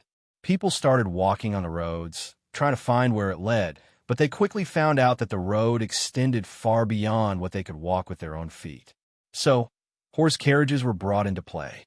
The peddlers all brought their own rides to find the ends of this mysterious road. As they rode down this path, they noticed the complete contrast between this road and all the roads they had ever set foot on before. This road was so stable to ride through that they could even pour water in a cup without spilling. This only increased their curiosity as to who and how they created this road. After about a day's worth of travel, they caught themselves in a split in the road. Read the latest on Empire. To the right was a path that led deeper towards the parched lands, while the other one led towards the boundary between the King's and Queen's region, where the harsh mountain ranges and the infamous Dwarven Kingdom were located. The peddlers, feeling as if they were on the verge of discovering something amazing, sped up their horses and followed the road. They continued to ride until they finally saw, on the horizon, where the road led towards. And it was none other than the Dwarven Kingdom. Immediately, all sorts of ideas flashed through their heads. Could the dwarves have constructed this road? After all, only they had the craftsmanship to create a road so smooth. However, this didn't make sense once they thought of the dwarves' reputation to close themselves off from humans. They wouldn't have built a road that connected the two territories if they wanted to keep themselves isolated. They continued towards the Dwarven Kingdom in search of an answer, until finally, a group of dwarven guards approached their group. You humans do not bear the symbol for the Reborn Company. You are not permitted to enter our territory. The peddlers looked at each other just to make sure that they all heard the same thing. They knew that the dwarves were going to deny them entry to their kingdom. They already expected it, because in the thousands of years of history they had in this country, they had never let a human inside the walls of their kingdom. However, they would have never expected the reason for their denial was because they didn't bear the Reborn Company's symbol on their carriage. Reborn Company? Good dwarf, sir. Did you say the Reborn Company? The peddler asked, scratching his ear just to make sure he was hearing it right. The dwarf nodded his head confidently in return. Yes, unless you have the official emblem of the Reborn Company, then you can't enter this premises. Judging by their words, they made it seem like being affiliated with the Reborn Company allowed them an exception to enter the Dwarven Kingdom. But that was impossible, right? After all, the Reborn Company was a human-owned business operated by humans. There was no way that the xenophobic dwarves would willingly let the humans spread their business into their kingdom. Just then, one of the peddlers looked around the forestry and noticed that their walls were standing tall, with virtually no scratch on them. Wait a minute. How did your walls come out unscathed from the landslide? He asked. Seeing pristine walls surrounding the Dwarven Kingdom surprised the peddler, who expected to see a half-built wall under construction. After all, it had only been a few months. Even the mountain ranges between the Queen's and King's region were still under renovation because of the landslide, with plenty of roads still blocked by uprooted trees and boulders. And for what they heard about, the Dwarven Kingdom was very much affected by this landslide, destroying their walls and their villages into mere rubble. The peddler even saw the aftermath of the natural disaster himself when he tried to visit this place right after the landslide. He saw nothing but destruction then. But now, the dwarves were somehow able to completely reconstruct their numerous layers of walls in just a few months. They knew the dwarves were good at construction, but they didn't think they were this good. We did not build those walls, the dwarves confessed. Those walls were constructed with the help of the Reborn Company. Seeing the jaws of the humans slacked wide open, the dwarf laughed to himself. Ha! Aren't they amazing? Believe it or not, they rebuilt our walls in just a month and a half, the dwarf bragged. The peddlers were already amazed at the fact that the dwarves let a human do their construction for them, but even more so when they found out how fast they built the walls. Building these tall walls in just under 2 months. Your journey continues on Empire. I'm sorry, but that simply isn't possible. The dwarf didn't argue with them any longer because even if he explained the truth to them, they would find it hard to believe no matter what. Do you see the road that you're standing on right now? The dwarf asked. Reborn is responsible for creating this road connecting to the human territories. Finally, the peddlers had their answer as to who constructed this long-spanning flat road. They just couldn't believe that it was the Reborn Company who created it. And just as they were trying to process this information, they suddenly heard a rumbling sound in front of them. When they looked up, they saw strange rectangular and box-shaped carriages that exited the walls of the Dwarven Kingdom. The first weird thing they noticed from this was that the carriages had no horses pulling them forward. Yet, the carriages still moved with speed and power as if they had 4 horses on harness. However, their surprise was quickly redirected when they noticed the emblem stamped in gold on the side of the vehicle. There was an intricate and elaborate letter R on the horseless carriage. The peddlers immediately recognized this symbol. How could they not? The soaps, shampoos, and chessboards that they were all so familiar with had this bearing on its body as well. This was a property of the Reborn Company. It seemed that the dwarves' words were true. Only carriages with the Reborn Company symbol could enter their territory. But perhaps that wasn't the most shocking thing that the peddlers saw. Behind the horseless carriages was a big container being hauled, so filled with materials that it was almost overflowing at the top of the container. Because of this, the peddlers were able to sneak a peek into what the Reborn Company was hauling out of the Dwarven Kingdom. Most of what they could see was a combination of precious metals like aluminum, copper, and steel. However, what most surprised them was the appearance of a black and gray material that they had seen only once in their life. But even then, They wouldn't mistake it for anything else because of how precious and rare this material was. Those were the Damascus steel that the dwarves were so famous for. As peddlers, they knew just how rare this material was. Because of the Dwarven Kingdom's policy of rejecting business from outsiders, humans could only obtain very small pieces of Damascus steel from the black market. It was already a good haul if they could get a few kilograms of this stuff once every few years. But from their estimation, the Damascus steel in those carriages almost weighed a ton. Is that what I think it is? But I thought the Dwarven Kingdom prohibited the selling of Damascus steel. The dwarf scoffed. Yes, we still prohibit other humans from buying Damascus steel. But the Reborn Company is different. They are a friend and an ally to our kingdom. They could buy all the Damascus steel from our mines, and we will gladly sell it to them, the dwarf explained. The peddlers couldn't help but stare at our symbol on those carriages. They couldn't believe that the Reborn Company was able to do something that no human had ever done in forever. They gained the favor of the dwarves. The peddlers quickly returned to Kingsbridge City to tell the news of this amazing discovery. They told them all about how the mysterious road led to the Dwarven Kingdom, and that as it turned out, it was the Reborn Company who created them in the first place. Not only that, but the Reborn Company was somehow able to gain the good favors of the Dwarven Kingdom and allow them to buy all the Damascus steel that they could buy. Because of how insane this piece of story was, the gossip quickly spread throughout the entire city, with newspapers printing all kinds of theories and speculation as to how this happened, and if this was even true. They could believe that the Reborn Company constructed these roads. They certainly had the money and power to do it. However, the fact that they became an ally to the Dwarven Kingdom truly baffled a lot of people. Even the greatest company in the world, the Vanderbilt business, was unable to break through the tough defenses of the Dwarven Kingdom. No matter how much the grossly wealthy Eyes Vanderbilt tried to persuade the dwarves with money, they still wouldn't budge about their policy to reject outside business. All other nations and kingdoms tried their hand as well, but to no avail. It seemed as if the Dwarven Kingdom would forever close their doors to outsiders. But now, the upstart Reborn Company was suddenly able to do what none had accomplished.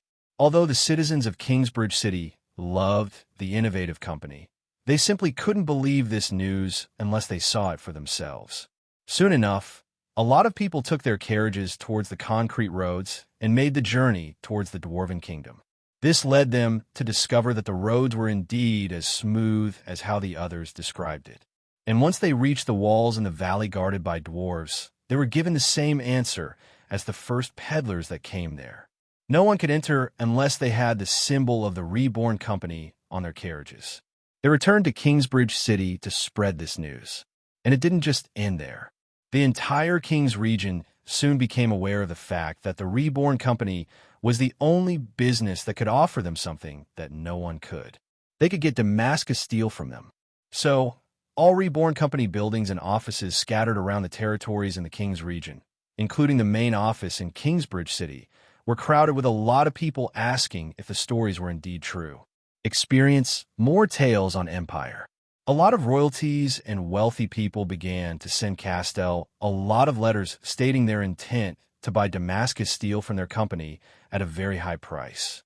But no matter how many people bothered the offices, the Reborn Company made no statement and continued to remain silent.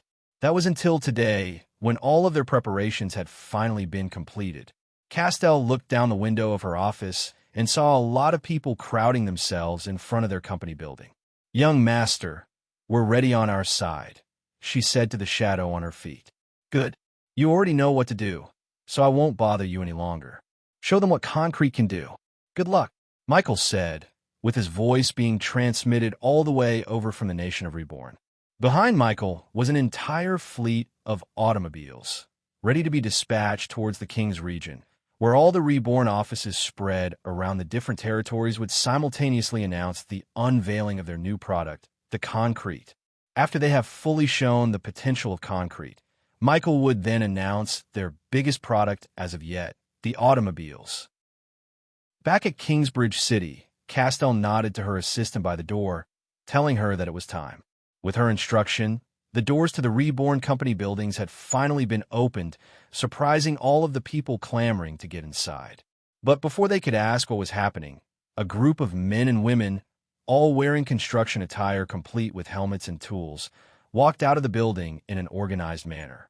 These workers quickly walked towards the empty plot of land right in front of their building. And without further ado, the construction workers began to dig holes in the empty plot of land, as if they were creating the foundation for another building. What are they building? Why are they starting so late in the day? Wait, what's that strange gray liquid that they're pouring over there? The crowd watched as the workers began to pour concrete all over the foundation. However, they barely waited for another hour before the workers began to work again, installing pillars and walls surrounding the plot of land. So fast. What are they doing? How did that strange liquid harden so fast? It's only been a few hours. The news quickly spread about this publicity stunt, with more and more people taking a peek at the construction. When did they create this building here? Yesterday. Yesterday? Yes, I've been here all the time and saw them build this in just under one day. As the day came to a close, the construction workers finally put the finishing touches onto the building. There were now hundreds of spectators watching the whole construction unfold with awe and shock written all over their faces. "It's finished," the construction workers said, eliciting gasps from the crowd. They could hardly believe it. So, to prove that everything was solid, the construction workers invited people to step foot into the building, showing them that even the second floor was as solid as a rock. By now, the entire Kingsbridge city had heard of this miraculous building that was built in just under one day. Not only that, the material used to create this building looked similar to the material used on the mysterious roads. After everything was over, Castell came out of the building and announced to everyone about the unveiling of their newest product. "Greetings. What you have seen is the power of concrete.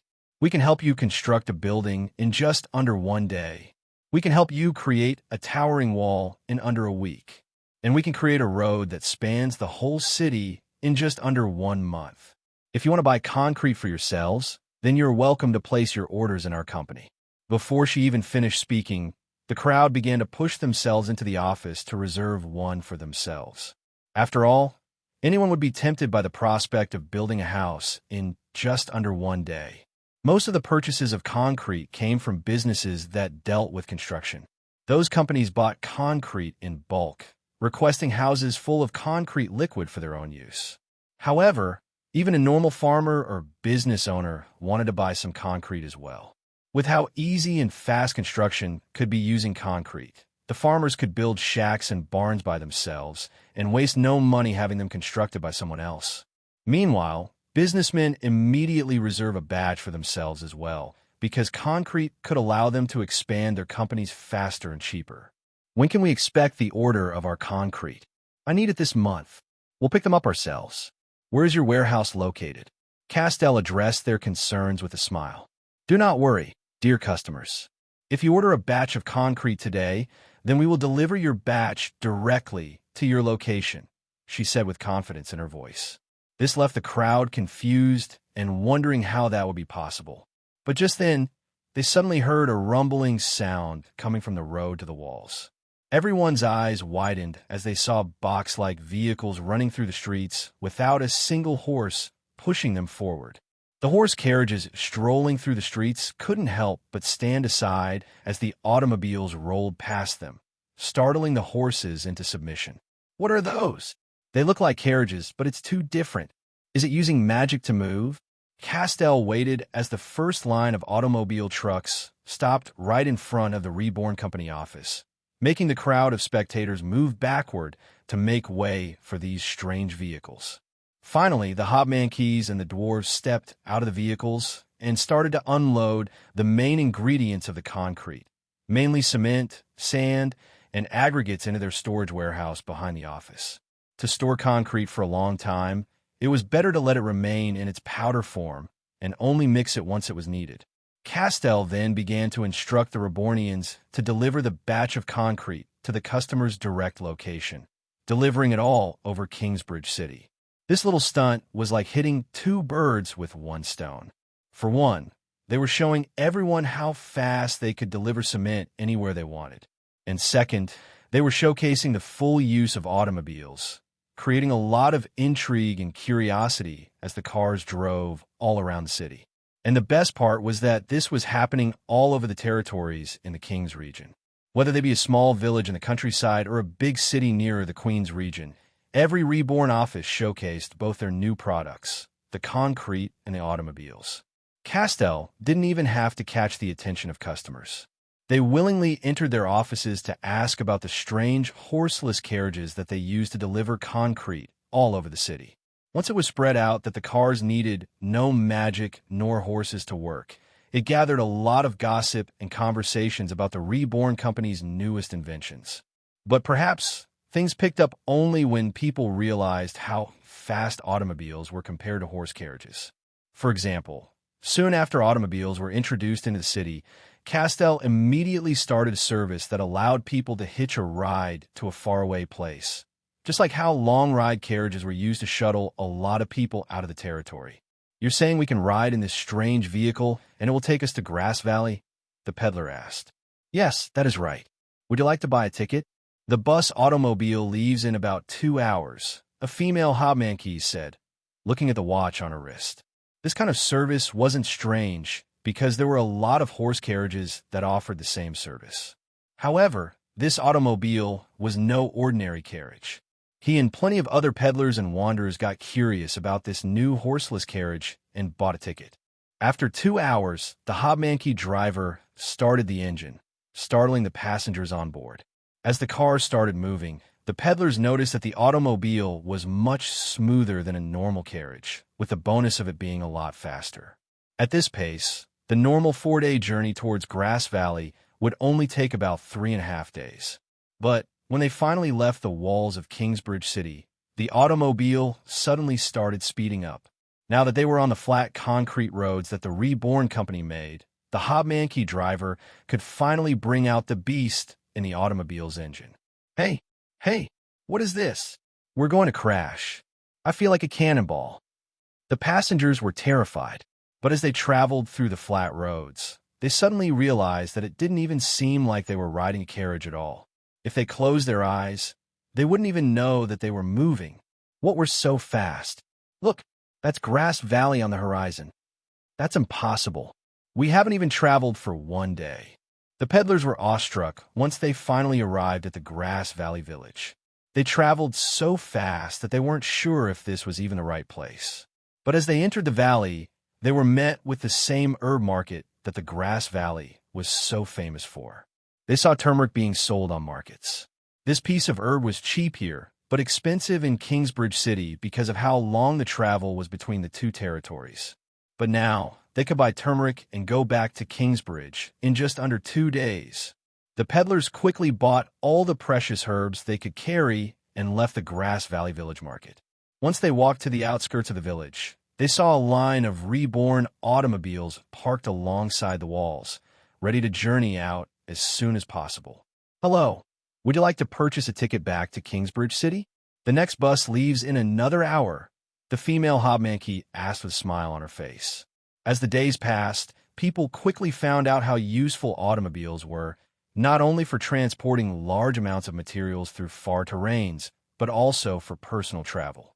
The Reborn company began to showcase the power of their automobile fleet by transporting all kinds of products through the different territories in the King's region. For example, turmeric, which was very rare and scarce in territories very far away from the Grass Valley, could now be purchased in any Reborn company market in every territory. The best part was that it was so much cheaper than the normal prices because the effort to transport them was a lot easier with the automobiles. Concrete became a very big business for the company ever since people realized what Castell meant when she said that they could deliver anywhere in the King's region. Rural areas and villages that only had wooden houses and huts could now build city-like buildings in their territory because of how easy it was to transport concrete compared to stone or steel.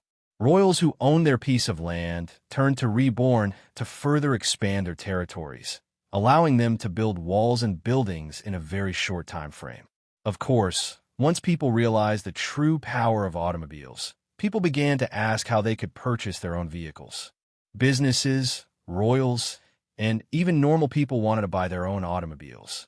They would always gawk and ogle at any reborn automobile that drove through the streets of Kingsbridge, hoping that they could one day be able to ride one for themselves. Michael priced a normal sedan car to about 10,000 gold coins and 40,000 for a large truck. Some smart, business-minded people immediately bought their own sedan cars to make it as a business of their own. They would use it just like a carriage, selling rides on their automobiles for a cheap price. Michael could have monopolized the use of automobiles for his company only. After all, the speed and efficiency of cars allowed them to have a competitive edge over everybody, because they could provide rare product for a cheap price compared to others. However, Michael knew that it was a short-sighted plan. He was thinking much further ahead, to when the whole world was using automobiles. After all, these cars couldn't run forever.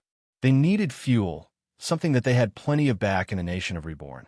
So, just as people started to buy their own automobiles, Michael had Castell start constructing plenty of gas stations all around the territories to supply everyone with all the fuel they would ever need.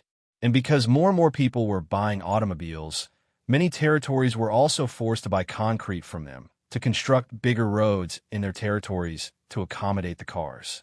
They also began construction on roads connecting the different cities and villages in the King's region, allowing the automobiles to show their full potential. The commerce within the King's region received a big boom with the advent of concrete and automobiles, with gold circulating at a much faster rate than normal. But of course, the Reborn company received most of that money, which Michael used to keep the factories in his nation to keep creating products. Cerberus Augendor was the tower master of Kingsbridge City's Magic Tower. He was supposed to be the main authority in magic and all things mystifying. However, even he was stumped as he and a lot of other wizards inspected a reborn automobile with their own eyes. The sedan car had its hood popped up open, showing all of the internal machinery that made the automobile work. One 6-star wizard used the 5-star spell, All-Seeing Magic, allowing him to sense all elemental mana in his surroundings. However, as the magical eye floating above his head peered through the automobile, he couldn't see any sign of a magic spell being used to make it work. "It doesn't use any magic," he said, with his voice emanating disbelief. "There is nothing mystifying about this automobile and only uses the physical world to function." The rest of the mages and wizards gasped at this discovery. It was hard to believe that a reality-defying object used no magic at all. "Tower Master, is it truly not magic? How is this possible?" Everyone turned to the wisest man in the room. Cerberus stroked his long beard and took another look at the car. I need more deliberation. It would be wise for you all to let me meditate upon this automobile alone," he said to everyone. The mages soon left the room, leaving only Cerberus and the automobile in front of him. And in the silence, Cerberus asked, "Michael, are you listening to me?" Suddenly, the shadow behind his feet elongated and allowed Michael's body to emerge into the room. "Yo, you called me," Michael said as he casually saluted the old man. "Your new product is very impressive," Cerberus said. "It still surprises me that you can come up with such ingenuity only using the natural way of the world, without using magic to circumvent reality. Tell me, how did you do it?" Michael smiled at the old man before snapping his fingers, telekinetically moving the chessboard and its pieces to arrange themselves on the table. "How about a game first?" Cerberus chuckled and gently sat on the opposite side of the table. "I must warn you, I have improved by leaps and bounds since you were gone." Michael sat on the opposite side and scoffed. "You're not the only one, old man." The two played the game just like before, with them exchanging pieces equally. But no matter how much Cerberus thought he improved, Michael always seemed to get the upper hand in the end. "Having trouble? Why don't you take a drink to calm yourself down?" Michael joked. Cerberus glared at Michael before taking a sip of water to refresh his mind and think about his next move. Michel, seeing the perfect opportunity, finally spoke up. "Oh, I created something special. Would you know anything about this?" he said as he revealed a piece of mithril to Cerberus. And just as expected, Cerberus ended up spitting out all the water in his cup in utter shock. Michael rolled on the ground, laughing uncontrollably at his perfectly timed revelation. Cerberus coughed uncontrollably, but his eyes were glued to the fingernail-sized Unity mithril on the table. Just from looking at it alone, he knew that it contained mysteries of the mystic that even he was unfamiliar with. It felt like he was looking at a powerful and ancient relic, something that was lost within the sands of time, and only now did it finally show its face. He was so fascinated by the object that he wasn't even mad about Michael's prank. Cough. What is that? I feel the intensity of the elemental mana imbued in that material itself. Michael wiped the tears off his eyes and stopped laughing. After teasing the Tower Master like this, he deserved to know the truth. He picked up the Unity mithril and threw it to Cerberus, making the white-bearded old man panic and juggle the mithril in the air a couple of times before catching it with his robe. It's something I discovered after visiting the Dwarven Kingdom. According to them, this material is called mithril, Cerberus uttered, finishing Michael's sentence. As a prestigious member of the Guild of Arcana, the organization in charge of everything magic-related in the world, Cerberus was privy to a lot of ancient information about the history of the world and the world before the current era. And if there was one thing missing from today that was prevalent in the ancient days, then it was the presence of mithril. It was written by scholars that mithril was the material that allowed the dwarves to build constructs that turned fiction into reality. But due to some unknown circumstances, the ancient dwarves lost the ability to make mithril forever. So, it was true that you persuaded the dwarves to open up their walls to you. I don't know how you were able to do that, but it's even more unbelievable to see that you were able to recreate mithril. The top scholars and wizards in the Guild of Arcana spent the majority of their time researching and experimenting to find ways to recreate mithril, but to no avail. Yet, Michael was able to do it. It had only been a year since Cerberus saw Michael, but it seemed that he had already forgotten how much of a monstrous genius the kid was. And perhaps, even now, he was still underestimating him. But there's something different with this mithril. Why is it glowing with different colors? The records state that mithrils only have one or two colors, Cerberus said as he put the Unity mithril near his eyes. Ah, that's different. You know that I can control all 8 elements, right? Well, I tried putting all of it in one mithril. Ah, Cerberus almost forgot the fact that Michael was a once-in-a-million savant of the mystic arts with multi-elemental mastery over every mana in the natural world. Any mage would be satisfied if they could even get a fraction of Michael's talents in magic, but Michael wasn't even taking his mystic art study seriously. It was truly absurd that this wasn't even Michael's greatest talent. He also had a supreme talent and an innovative mind that completely overshadowed his magic. I also have the one element, mithril, you were talking about. Michael explained everything he learned about mithril and how they could improve a magic spell's effectiveness by at least half. Cerberus listened with his eyes almost popping out of his head. Do you know what you have just created?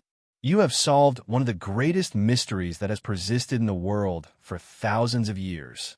You need to visit the Guild of Arcana and show them your discovery.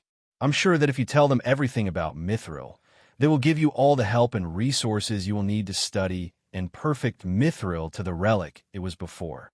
Michael immediately shook his head. Studying for years on end sounded like a complete bore. I'll visit them and give them mithril to study, but I won't be staying there. Or better yet, why don't you study it yourself? He took out a thin rectangular box made out of expensive leather out of his pockets and handed it out to the confused Tower Master. What is this? Cerberus asked. Open it up. Cerberus took the box and lifted the lid, showing a metallic wand, made mostly out of pure Damascus steel. However, there seemed to be a bulbous red, glowing gem embedded near the wand's handle. I know you specialize in fire spells, so I made this wand for you with a fire element mithril installed inside. The old man gently picked up the wand from the box and held it in his hands. And immediately, he could feel the energy of the fire mithril resonating with his cores, improving the purity of his mana just from touching this relic alone. Cerberus knew. This was the object that could help him break through to the 9-star realm. I don't know how to thank you. The value of this mithril artifact is not something that I can repay, Cerberus said genuinely. Michael waved off the old man's concern. Don't act like that. We're friends. Of course I'm going to give you your own mithril artifact. Cerberus looked at Michael with a thankful gaze. If you really want to repay me, Michael said with a sly smile, then introduce me to the other tower masters in the Queen's region. I'm planning on visiting a lot of magic towers while I'm there, so it would be helpful if you could vouch for me. Cerberus chuckled, finally knowing the reason why Michael gave him a gift. Sure, Cerberus said. I'll tell them to never play chess with you, or else they'll get scammed. Ha ha. No, but seriously, I'll do more than that. I'll ask them if you could take a look inside their magic libraries. I know you like learning magic spells. This is the least I can do for you since gave me the honor to be one of the only people to receive such a priceless gift. HM? What's with that look? Cerberus asked. About that. Michael admitted to Cerberus that all of his citizens had their own custom-made mithril artifacts, which amounted to about 5,000 priceless tools and weapons. What do you mean you have thousands of mithril artifacts? You mean to tell me you created all of those by yourself? Cerberus asked calmly. Michael, as usual, shrugged his shoulders. Well, I made the first 1,000 or so. The others were made by my artisans. Cerberus shook his head, as if he had just experienced whiplash. Your artisans? There are other people who can create mithril aside from you. Cerberus thought that Michael was the only one who could create mithril artifacts. After all, he was the only one who had the unique skills and knowledge to make it. Yeah, Michael replied casually. I taught some of my talented citizens how to make mithril themselves. After all, I'm planning on selling artifacts in the future. Unfortunately, their rate of production is still far too slow to be sold in bulk like the automobiles. But we can probably sell some custom-made products if they order from us. The Tower Master didn't know how to feel about this. Michael treated the precious, ancient, and powerful mithril relic as if it were just another one of his innovative products. Scholars and archaeologists treated any piece of mithril relic they found like a national treasure, even if it was broken beyond repair or just a small shard piece. Yet Michael had a complete abundance of it that he was willing to sell some of them as a product of his company. Cerberus could only imagine how they would feel once they knew what Michael was planning. They would surely vomit blood. Some of my artisans are here. Do you want to meet them and see how they make mithril from scratch? Michael asked. The Tower Master could only laugh at the absurdity of the situation. A lot of greedy people would have treated mithril as a secret to be kept even beyond the grave. But Michael had no intention of keeping it for himself. Instead, he wanted to work on making the mithril artifacts accessible to everyone, to where anyone could buy a magical weapon even if they were not magically talented. He strived to create a world where everyone was given the chance to become the best they could be. Many people would have asked Michael why he would want a world where everyone was special. After all, if everyone was special, then no one was. But Cerberus knew Michael well enough to know what his answer was going to be. He just wanted others to be as comfortable as he was. Plain and simple.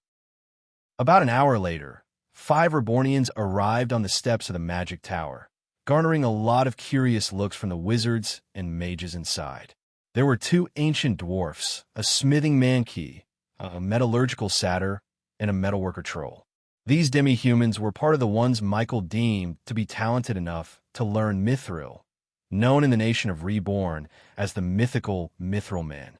Whenever a Rebornian needed a mithril artifact, or if they wanted to change their current artifacts, then they would have to request one of them to change it. Michael met them on the first floor and guided them up to the top floor. Boss, this is a nice tower.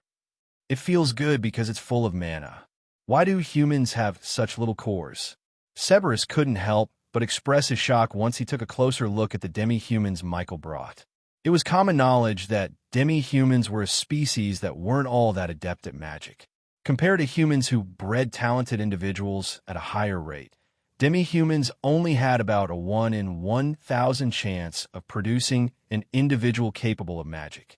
Not only that, most, if not all, demi-human species had no concept of talent awakening at all. This allowed humans to become the superior species when it came to magic, all because of the talent awakening that God gave them. But somehow, these demi-humans showed signs of having immense aptitude in magic, even better than the geniuses in this magic tower. They have mastery in all elements too.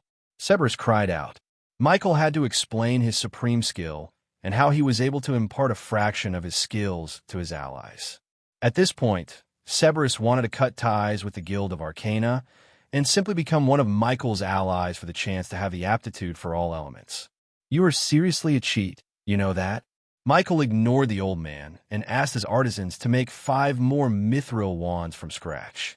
He wanted to give it to the magic tower, mostly because he wanted to repay them for helping him out. Without the magic library, Michael wouldn't have been able to upgrade ChatJK 3 to what it was now. 5 wands coming up, they replied. They took out a fingernail-sized sample of Damascus steel and began injecting them with mana. Their faces scrunched up as they concentrated on their work. If they lose focus for even 1 second, then they could end up ruining the entire piece, turning the Damascus steel into a messed-up liquid that lost all its great properties. They had to guide the mana into the gaps in the atoms of the Damascus steel. If they put too little, it wouldn't stick to the material. If they put too much, then it could overload the steel and end up having an explosive reaction. Just a quick question, Michael whispered to Cerberus while the artisans worked. Your room has protective spells, right? Cerberus glared at Michael. Why? Is it going to explode? Michael shrugged. Maybe. Maybe? What do you mean? Boom. Before he could even complain to Michael, one of the ancient dwarves ended up putting too much fire mana into the Damascus steel, leading to a fiery explosion. Magic circles immediately appeared around the domed room, dissipating the explosive force before it could damage anything. But Cerberus wasn't worried about his room. He was more worried about the dwarf who took that explosion head-on. Are you okay? He asked, with his voice slowly faltering as he saw a prismatic shield surrounding each of the demi-humans, negating the effects of the explosion. Whoa, you failed again? Ha ha, that's the 2nd time this week, the satyr teased the dwarf. Ugh, it's because I'm not used to this place, the dwarf said disappointingly, not even flinching at the explosion. Cerberus watched the demi-humans laugh and tease each other with levity, as if they were used to the explosion, as if they knew that they wouldn't get hurt by it at all. Michael, that's your absolute unity defense. Don't tell me. They also have an impenetrable shield as a skill? Cerberus was absolutely gobsmacked to learn that all 5,000 of Michael's allies had the same impenetrable shield as him. After all, the absolute unity defense that Michael had was something that could defend against any and all kinds of spells. No matter what element it was, as long as it was not stronger than the wielder of the defense, then they wouldn't be affected by any spell. Yeah, they have it, Michael said matter-of-factly. But theirs is called the Lesser Unity Defense. It's a bit worse than mine. Since I'm a 4-star mage, any 4-star and below magic spell would not do anything to me. But for them, if they're a 4-star mage, then they can only protect themselves from spells that are 3-star and below. Michael explained it with a bit of a disappointed tone in his voice, as if it wasn't already one of the most powerful defenses in this world. Even the best defensive spells only protected against specific elements. For example, the Turtle Shell kind was a defense spell popular among fire mages because it gave them protection against water spells, a natural counter to fire mages. However, that spell had a weakness against earth spells. So, if they wanted to defend against earth spells, then they would have to learn another defensive spell to counter that. Of course, mages couldn't learn too many defensive spells, or else they wouldn't have enough time to learn their offensive spells. So, even the lesser unity defense that Michael was so disappointed by was already something even better than the defenses of high-level mages like Cerberus. It was also a skill, not a spell, which meant that they didn't need any mana to cast their impenetrable defense. It was like a second skin, always present, always protecting them without a limit. Cerberus finally understood why the Dwarven Kingdom allied with Michael. After all, these demi-humans were the non-combative type, yet they were already a force to be reckoned with just by themselves. One would need tremendous amounts of force just to break through their innate defenses. It was a terrifying thought to think of the time when Michael would gather an entire army for himself, each having the ability to deter any magic spells just through their normal defenses alone.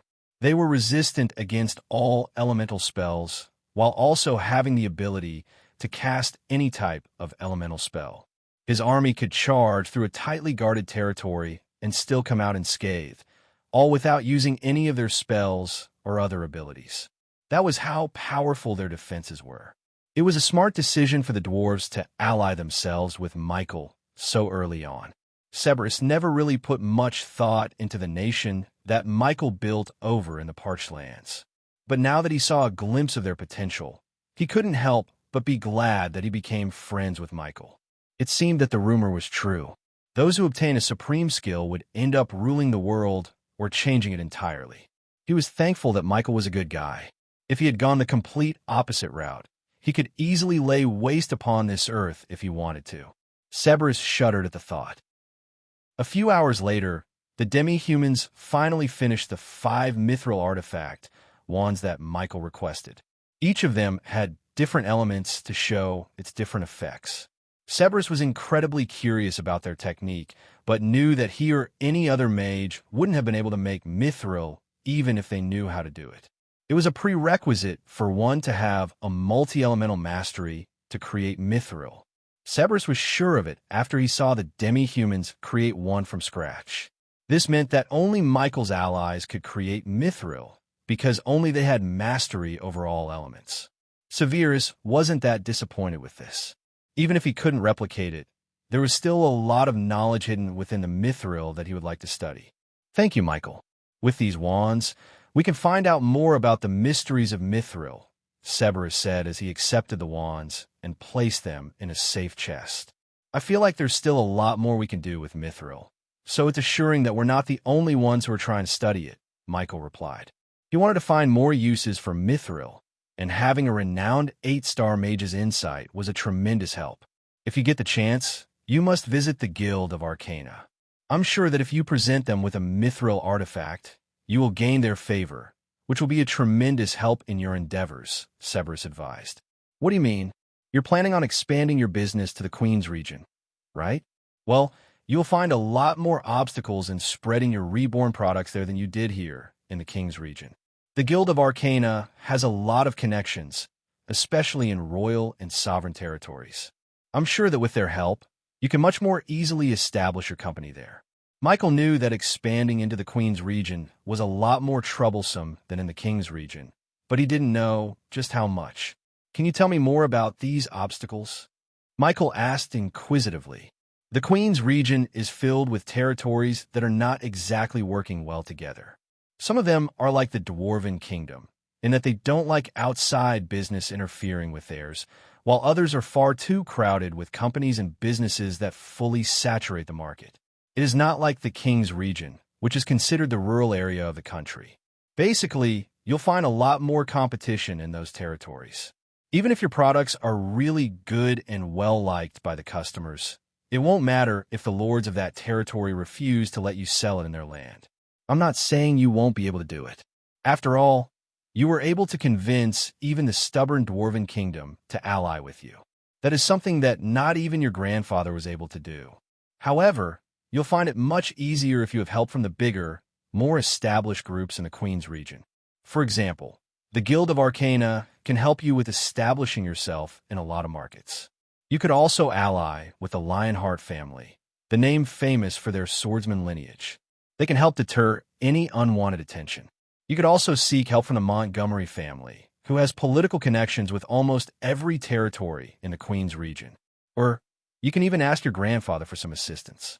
After all, the Vanderbilt name carries great weight when it comes to all markets.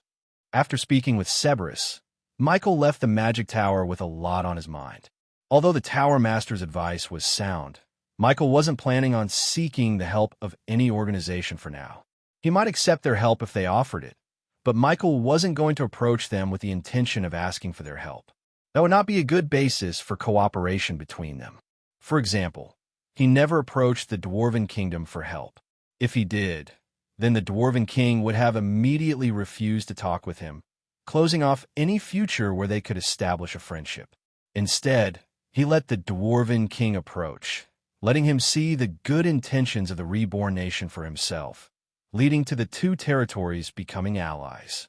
This became even more important since he didn't know anything about the Guild of Arcana, the Lionheart family, the Montgomery family, or any other organization in the Queen's region. He didn't know the political landscape, wherein allying himself with one family could end up going against another organization. As for his grandfather, Michael didn't feel the need to ask him for help either. Although he was a Vanderbilt in name, Michael never really felt attached to his surname. He was especially more detached once his grandfather failed to show up at their important meeting about a year ago. Michael didn't want any bigger inheritance from the Vanderbilt wealth. He was incredibly satisfied with inheriting the desolate and useless parched lands. However, Michael thought it would have been nice if his grandfather had taken the time to actually meet with him.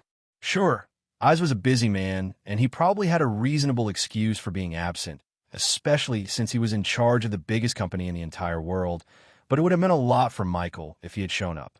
That was the reason why Michael didn't want to ask for help from his grandfather. He didn't need it anyway. He was confident in Castell and his Reborn products that they could break through the Queen's region market by themselves. Michael walked out of the Magic Tower and saw that just on the other side of the street, there's a large line of people queuing up at a ticketing booth with the name Reborn Taxi painted in large text on its signage. This was a new business that the Reborn company started, acting just like the taxi services in Michael's previous life. And even though they produced a lot of automobiles for this taxi business, it seemed that the demand for them still far outweighed their supply. There was a very long line that crossed the entire street, filled with people waiting for their turn to hire a Reborn taxi. Michael walked to the end of the line and waited for his turn for an entire hour.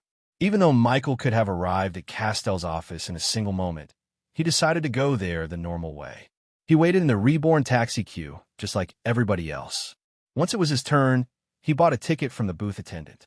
"Take me to the Reborn office," Michael said to the satyr in charge of tickets to the automobile taxi service. "Of course," the satyr replied as she led Michael to the lineup of Reborn taxis that patrolled around Kingsbridge City. The foremost automobile opened its doors and let Michael board in its passenger seat. Soon after, the car roared and started its journey through the streets. Throughout the whole ride, Michael kept his eyes on the window, observing everything that was happening in the city after the introduction of the automobile. For example, the novelty of automobiles was still at a high even after a month of its introduction.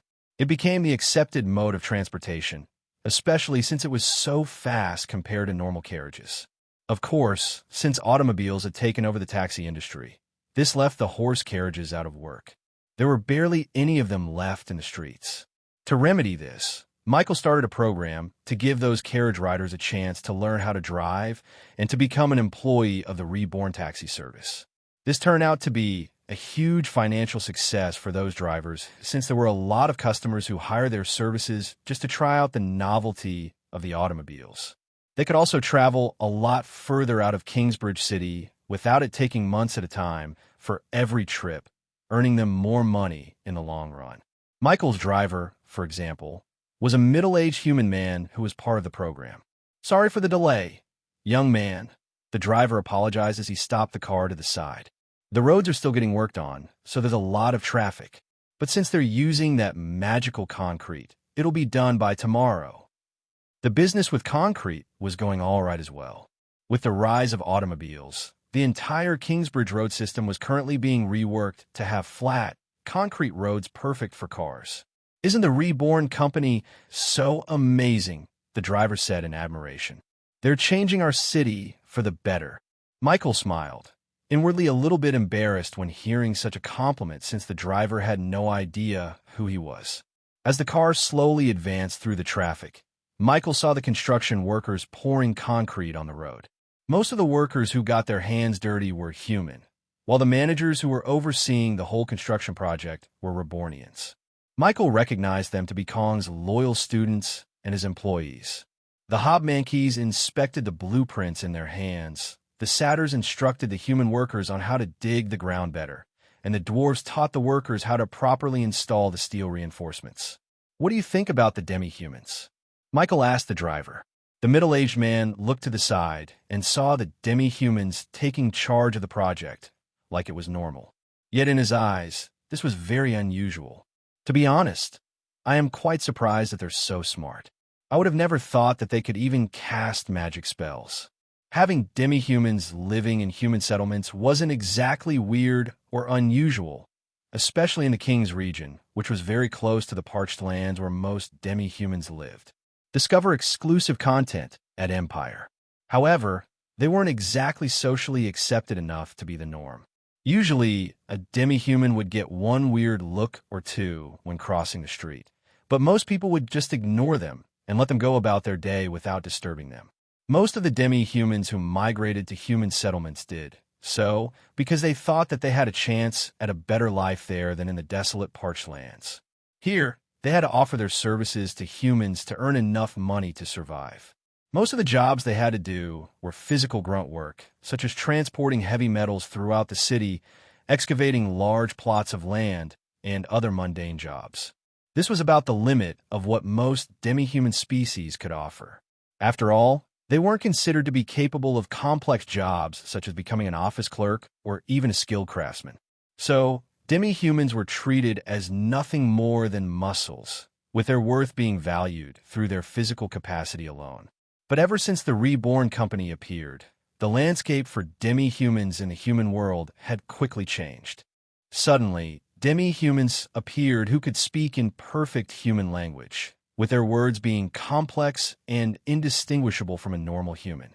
Not only that, they all seemed to be capable of magic as well. This surprised most people because they never thought demi-humans were capable of casting 3-star spells and above. There was one incident the day after the automobile was introduced where the engineer Hobmankeys displayed their talents by casting a 3-star spell in front of hundreds of spectators.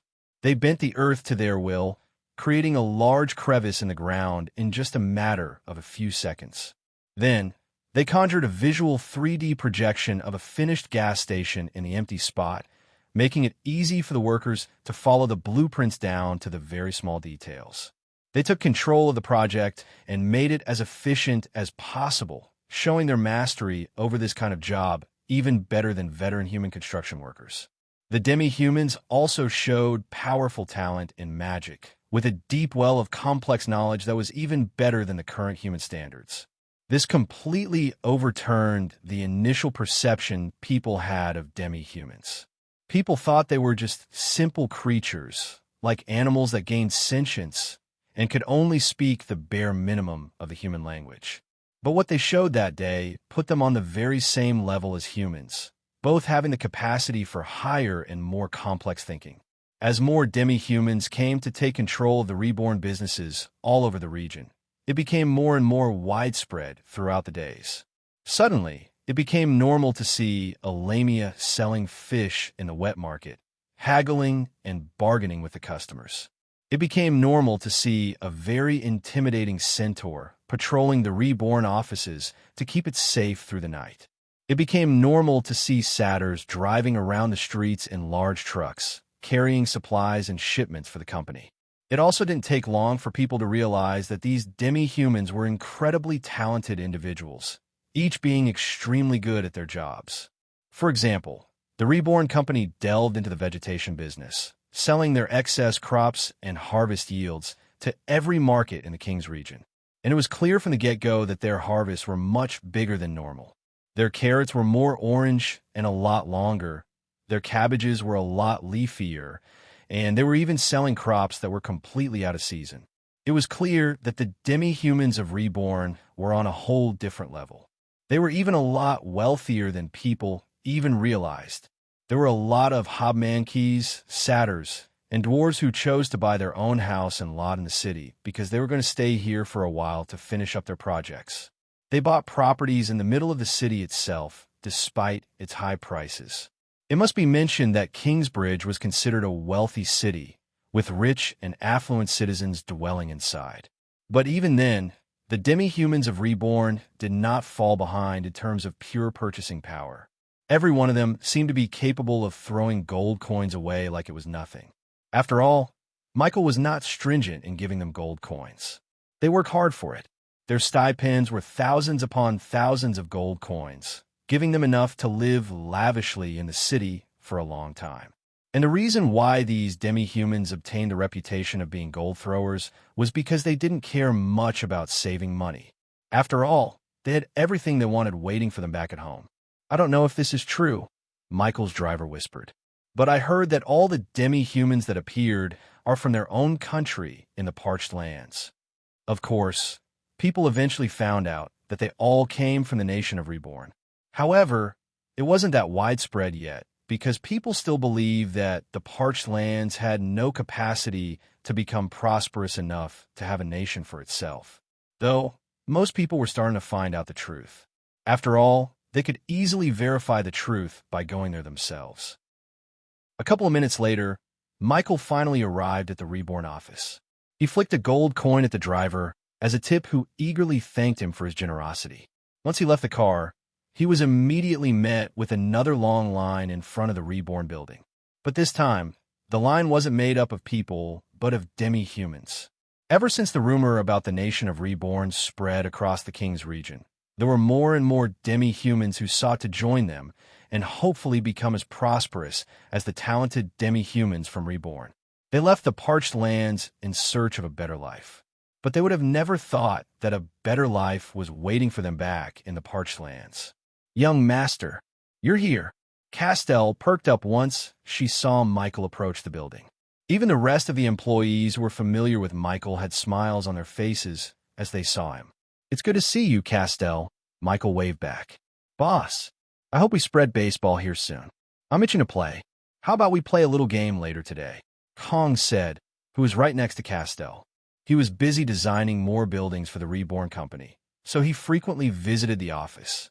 "Improve your game first. I hope you can finally beat me next time," Michael replied to Kong teasingly, to which the Hobmanki clicked his tongue in disappointment. "Beer is good here, but it's still better cold. Boss, when are we going to line this city with electricity?" Beside Kong was Thrain, who became the supervisor of all dwarves that worked in this city. Judging from the lack of red tint in his cheeks, it looked like the old dwarf hadn't gotten his daily dose of beer as of yet. "Boss, let's play a game of chess next time.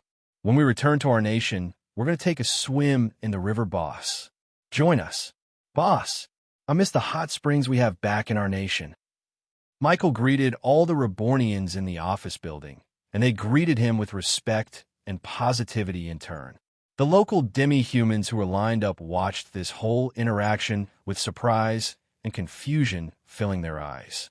When they first saw Kong, they witnessed how he bent straight metal bars into the foundation of a house in just mere seconds. When they first saw Thrain, they saw him breathe fire out of his mouth to melt steel into something that could be molded into a different shape. When they first saw the evolved and talented demi-humans, they looked like individuals who answered to no one. In short, when they saw the demi-humans of Reborn, they saw figures with great strength and great power superior to even the best of humans. However, when they faced this small human child with golden hair, they all seemed to naturally gravitate towards him, treating him with care and respect despite his age and species. They could see nothing but admiration in their eyes whenever they looked at Michael. It made them wonder who this mysterious human boy was. "Hey, how are you guys feeling?" Michael asked the local demi-humans. After having lived in human settlements for their whole lives, these demi-humans weren't used to a human boy approaching and talking to them with a friendly smile. More often than not, parents would always hide their kids whenever they were in their presence. "It's okay. He's our boss. He's the one who helped us become who we are now," Kong said to the meek demi-humans. "He's a harmless cutie," said a female Hobmanki, taking Michael and embracing his head with her bosom. Despite their words, they were still a little bit hesitant to shake hands with Michael. They were still afraid that they would get in trouble for touching a human. Michael understood their feelings, so to break the ice, he decided to treat them to a spending spree. "Follow me," he said to the demi-humans. Kong and the other Rebornians had to push the demi-humans to follow Michael, but they eventually started walking behind him voluntarily. Since this was in the middle of the city, this whole block of area was filled with a lot of active markets that sold everything from fresh produce to meat skewers to candied treats for everyone to enjoy. Michael and the huge group of demi-humans only had to walk to the next street over before they reached the lively market crowded with a lot of people. The demi-humans huddled together in one group, afraid to separate from each other since they were knee-deep into human territory. They didn't frequent this place because it was for wealthy humans only, and the prices here were not something they could afford. Despite that, they couldn't help but eye the mouth-watering chicken skewers and candied apples displayed all over the booths. Even the children couldn't help but drool once they saw human children joyfully eating the treats their mothers bought for them. Continue your saga on Empire. Michael walked to the skewer stall owner and spoke to him for a second, with the attendant showing a look of surprise before nodding his head enthusiastically. Michael took out a big purse loaded with gold coins and gave it to the owner.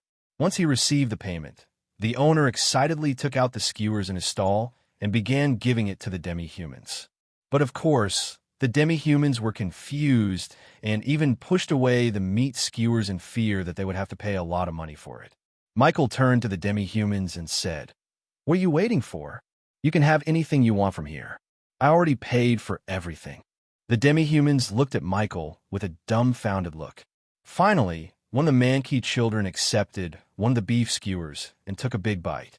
Immediately, the rich taste of the meat filled the child with joy, making him jump up and down out of happiness. "Delicious?" Michael asked. "Yes," the child replied, not taking his eyes off the skewers. "You can have anything you like. Do you want that candied apple too? Take as much as you want." Seeing the kid eating his fill, the other demi-humans finally took the rest of the meat skewers on the stall and began eating to their heart's desire. Kong and the other Rebornians were a bit emotional as they watched this scene. The things that were normal for them, like an abundance of food and water, was something that was only a dream for most demi-humans living in this world. Smiles filled the demi-humans' faces as they indulged in this once-in-a-lifetime opportunity. Of course, they didn't know that if they joined the nation of Reborn, they could have this paradise every day for as long as they wanted. Michael was like an endless pocket of money as he kept bringing out pouches full of gold and buying out everything available in the stalls. The attendants quickly agreed to keep supplying more and more food for everyone to enjoy. After all, the money Michael gave them far exceeded the cost of their entire selection of merchandise. So, the stall owners kept frying skewers in their coal grill and happily gave out the cooked meat to anyone who needed it. Of course, he didn't limit the festivities to only demi-humans. He invited all the citizens of Kingsbridge City to partake in this feast, giving them everything in the stalls for free. It soon became a huge party as more and more people caught wind of the free food being given out to anyone who wanted to eat. After half an hour, the whole market was filled with both humans and demi-humans alike enjoying themselves with an endless buffet of amazing food and nourishment. There were actually too many people going in that the stalls eventually ran out of meat. To remedy this, Michael instructed Castell to buy more ingredients and bring them in so that more people could be fed. In the end, Michael had to cook and grill skewers himself just to keep the supply of food going out. It was all worth it, though. Michael saw human and demi-human children enjoying their food together without any discrimination or inequality between them. They all laughed as a kid got their cheeks stained with sauce, or cheered as a yellow Mankey child showed off his unique ability to stand only using his tail. The friendship between the different species of kids continued as Michael brought out a new wooden toy called the spinning top.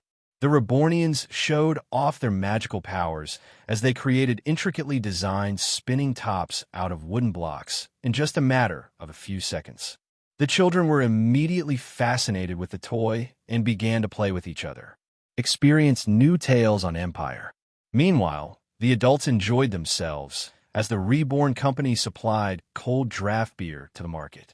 The Rebornians taught the humans how to drink beer properly, sharing stories and greetings in the meanwhile. The demi-humans partook in this as well, and on this joyous occasion, they found out that the humans treated them the same as other humans. This was probably the first time demi-humans and humans talked to each other without any pretense and simply enjoyed each other's company. As more and more people heard about this spontaneous event, they began to wonder how it all began in the first place. All the people asking were pointed towards one boy, whose hair was golden, eyes kind, and a smile that infected everyone that saw him. That boy paid for everything here. Oh my, who is he? How can he afford such lavishness? It doesn't matter how rich he is. What matters is that he's giving away food for free. Newspaper journalists immediately asked around the stall owners and quickly found out that everything was bought and paid for by none other than Michael Vanderbilt, the youngest son of the wealthiest family in the entire world. Although they knew that his family was extremely wealthy, they would have never thought that he would essentially give away free money on such an ordinary day. Not only that, people observed that all the special and talented demi-humans seemed to be close with Michael, as if he had a personal connection with them. Hey, I heard a rumor. I don't know if it's true. What is it? Some say that it's this young kid that owns the Reborn company. What? The Reborn that sells faucets and automobile cars? The company that earns millions and millions of gold every month? That company is owned by this kid. Although Michael never hid the fact that he was the owner of Reborn, he never did anything to advertise it either. When he visited the Reborn office, most people thought that he was just another customer who wanted to buy a lot of stuff from the Reborn. After all, he was a wealthy kid. Never in a million years would they have thought that he was the one who started this whole operation and that all of the products being sold were his ideas. But that doesn't make sense. He's a Vanderbilt, right? Why didn't he just use his family's company to sell his products? It was also common knowledge in the King's region that the Reborn company had toppled the Vanderbilt business in this area of the country. They quickly took over every business in the King's region, leaving the Vanderbilt company to partially withdraw from the King's region. For other people, it didn't make sense why Michael would compete against his family's business. Don't you know? The legendary Eyes Vanderbilt announced that the entire wealth of his company and his name would be given to his chosen successor. They say that anyone with a Vanderbilt name can inherit all his riches as long as they prove themselves worthy. It's not just decided through seniority.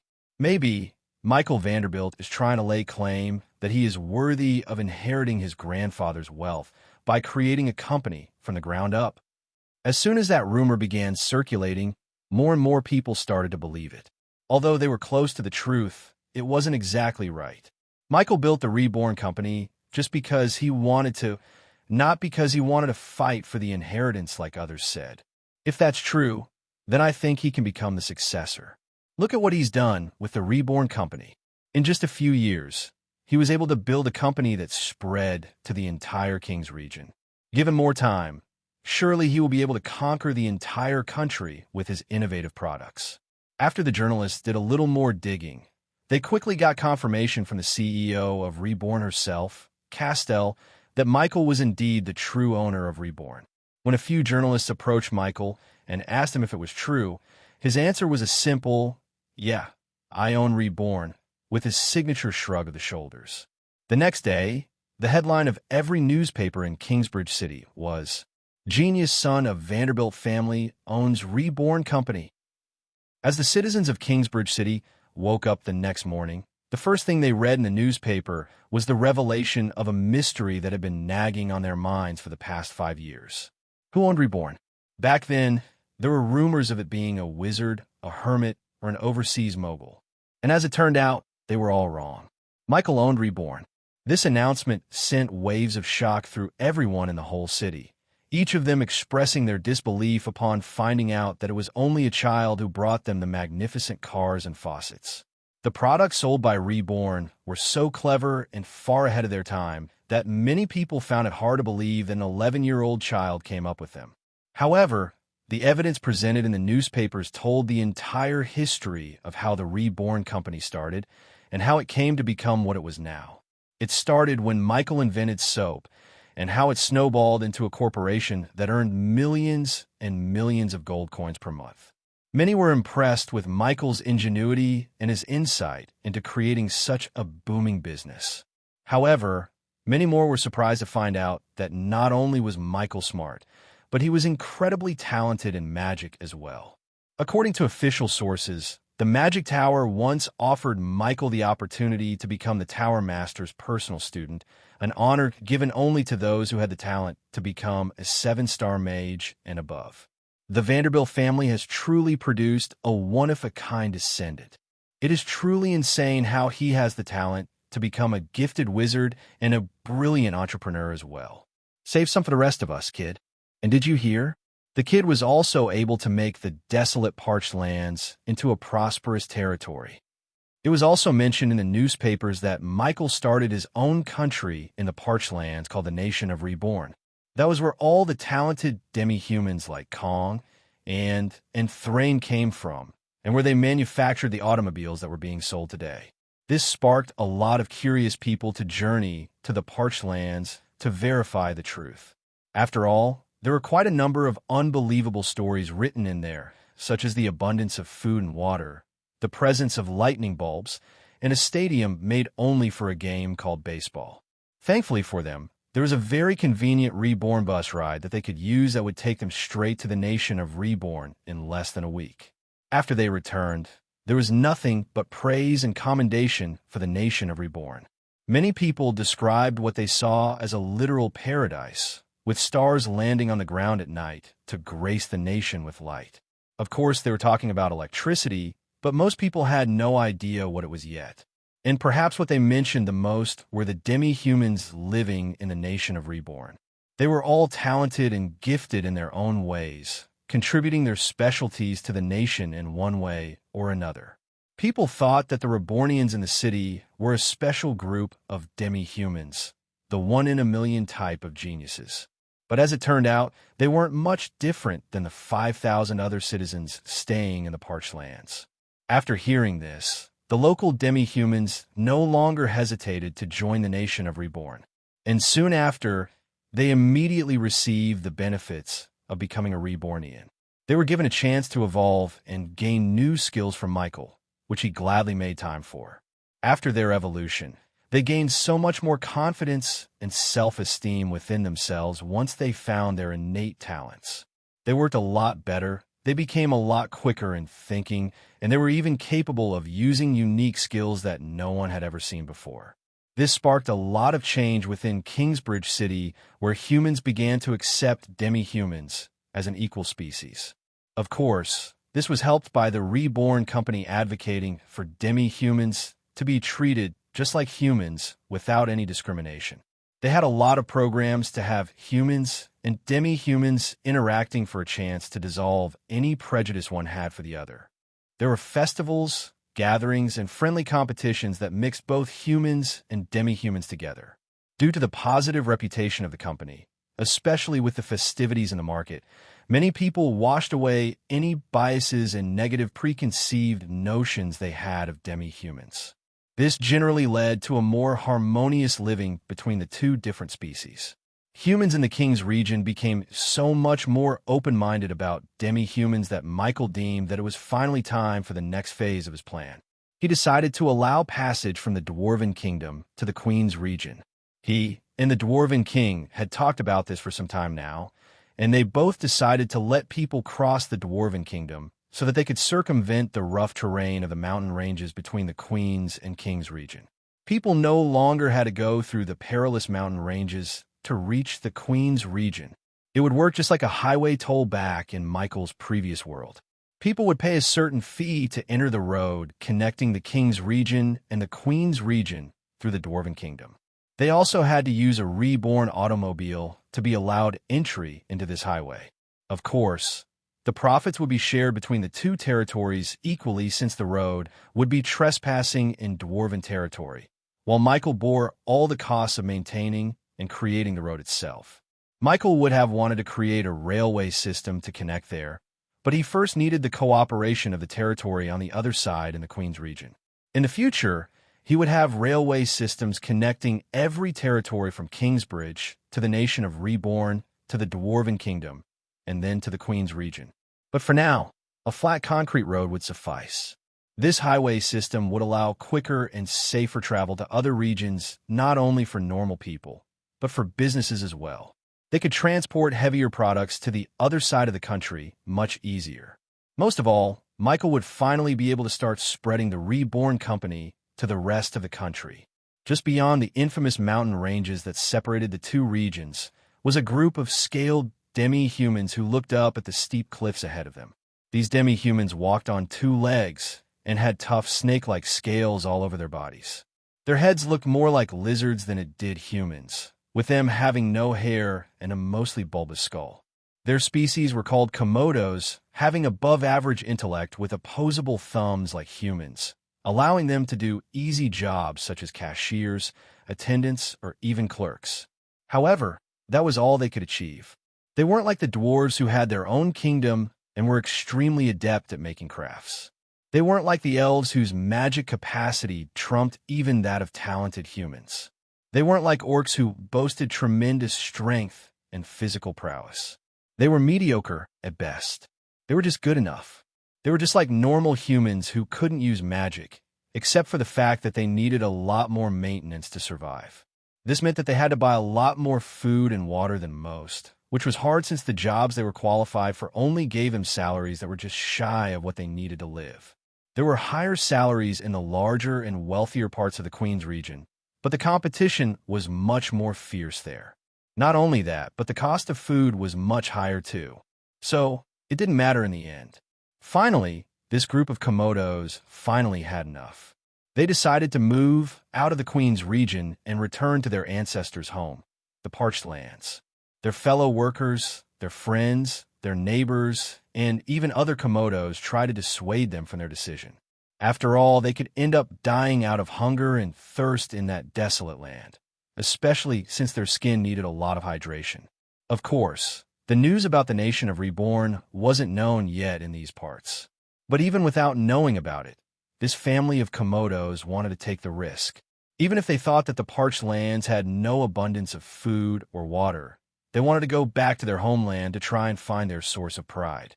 After all, their ancestors were once a proud species of demi-humans, famous for being closely related to the strongest and mightiest race in this whole world.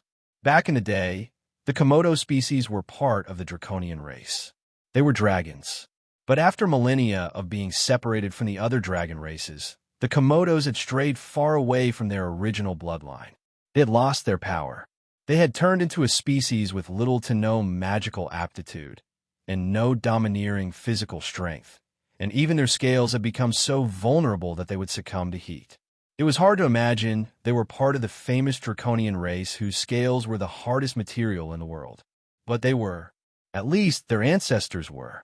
This young family of Komodos wanted to find a way to get back to their species' old glory. It may be a futile effort, but they couldn't stand to live in mediocrity any longer. So, they traveled by foot day and night until they finally arrived at the mountain ranges. The steep and slippery cliffside edges of the mountains were already a sign that this would be a hard trek, but they were willing to brave the risks. But just as they were about to climb up the mountain, they were suddenly stopped by a few humans wearing full steel armor. "Excuse me, fellow men, where are you guys going?" the guard asked. One of the Komodos, an adolescent male, stepped up and talked to the guards. "We want to climb the mountain and go back to our homeland," he said. The guards looked at the group of Komodos and saw that there were about 8 of them in the whole group. "Where's your papers?" the guard asked them. The Komodos all looked at each other, confused as to what the guard was talking about. "If you want to cross to the next region, we need to see your identification papers," the guard reiterated. The Komodos were not rich. They had barely scraped by in the Queen's region and sometimes even scavenged for food to survive. They considered themselves lucky if they found chicken bones or moldy bread in the trash. Identification papers were only available to those who were permanent residents of a territory, meaning those people who bought a house of their own. The Komodos were basically homeless, which meant that they didn't have any identification papers. Their parents and their parents' parents wouldn't have one either. "We don't have any paper," the male Komodo answered politely, hoping that the guard would let them through. The guard pursed his lips. It was clear that he was pitying the Komodos, but there was nothing he could do. It was policy for them to refuse any entry into the king's region without proper identification. "I'm sorry, but if you don't have any identification, I can't let you pass. And if you try to enter despite my warnings, then I am obligated to use violent force to stop you." The Komodos' faces turned into one of disappointment and dismay. They spent their entire wealth trying to get here to this point. If they ended up going back to where they came from, they would be essentially worse than when they left. They wouldn't have food or water to survive. "Please, sir, can't you just make an exception for us? Is there anything we can do? We are desperate. This is our last chance." In their desperation, they kneeled to the ground and begged. But despite their pleas, the guard was steadfast. As much as they would like to help them out, he needed to watch out for himself. He would be committing a crime if he let them pass through without proper identification. "What's going on here?" Just then, a woman's voice entered the scene. "What's going on here?" This voice came from a very young woman, about 10 years old, as she slowly got off her ornately designed carriage and approached the prostrating Komodos. Everyone turned to look at her. She had long flowing black hair, round black eyes, and red pursed lips that showed concern for the demi-humans. She walked towards them with grace and aplomb. If she had a book on her head, it wouldn't fall out even as she walked on rocky terrain. It wouldn't even wiggle. If that wasn't enough to ascertain this young lady's background, then her personal effects certainly would. Her dress was made out of very expensive red silk and fine linen adorned with gemstones around the hems of her garments. The carriage was also something that the Komodos only saw royals use extensively. Not only that, there was a whole fleet of supporting carriages behind her, which was clearly there to escort this young lady to wherever she planned to go. "Young miss, we're simply here to do our jobs. These demi-humans want to cross the mountain ranges, but they do not have any identification papers," the guard said, his tone a little bit more respectful. He recognized that she seemed to be from a more affluent family. The young woman looked at the Komodos. "Is this true?" she asked them. They shied away from her gaze. As peasants, this was perhaps the first time they were this close to someone who looked like she was of noble birth. "Yes, it's true," they said. "We are nomads with no home to stay. We don't have any papers to show our identity, but we just want to go to the parched lands and return to our homeland." The girl took a deep breath. She had always hated the identification paper policy in this country. It always discriminated against the demi-humans who weren't socially accepted into society. She kneeled to the ground and leveled eye to eye with the Komodos, never minding the fact that her dress would be dirted by the dirt and dust on the ground. The Komodos looked at the young girl, surprised as she lowered herself to their level. She didn't have to do that. It was clear that she was from a wealthy and affluent background, yet she wasn't snobby or elitist. She looked the Komodos in the eyes and was unafraid to get close to them. "Do you want to join me? My friends and I are journeying to the King's region as well. We have some spare room in our carriages," she said as she took off her gloves and offered her hand to them. The Komodos looked at each other, a little bit confused and apprehensive. "Don't worry, you won't be alone," the young girl said as she pointed at the carriages behind her. The doors opened as demi-humans of all kinds and varieties walked out of the carriages and proudly showed themselves to the world. Surprisingly, the girl seemed to be escorted by a variety of demi-humans wearing expensive tunics and shirts. They had confident smiles on their faces, as if they never experienced the hardships that most demi-humans faced in the Queen's region. "These are my escorts," the young girl said. "As you can see, I don't discriminate against demi-humans. I advocate for them." The Komodos were amazed at seeing other demi-human species riding in their own carriages. They seemed dignified and proud to be demi-humans, unlike the Komodos who had lost all pride for their own species. "But what about?" the Komodos said, meekly looking over to the guards.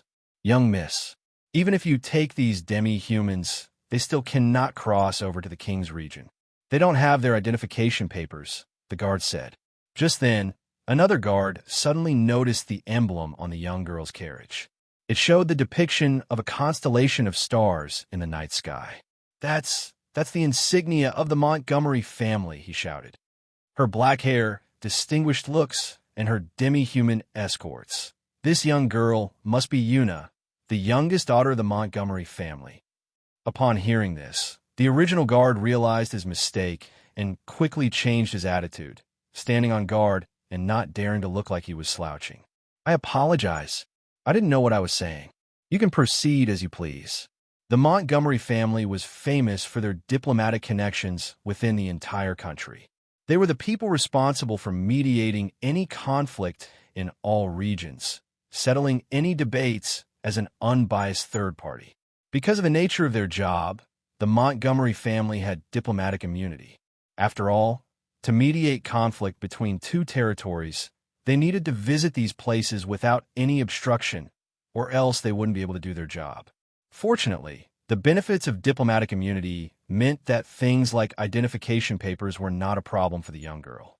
Since the Komodos were now part of Yuna's escorts, they were now an extension of herself.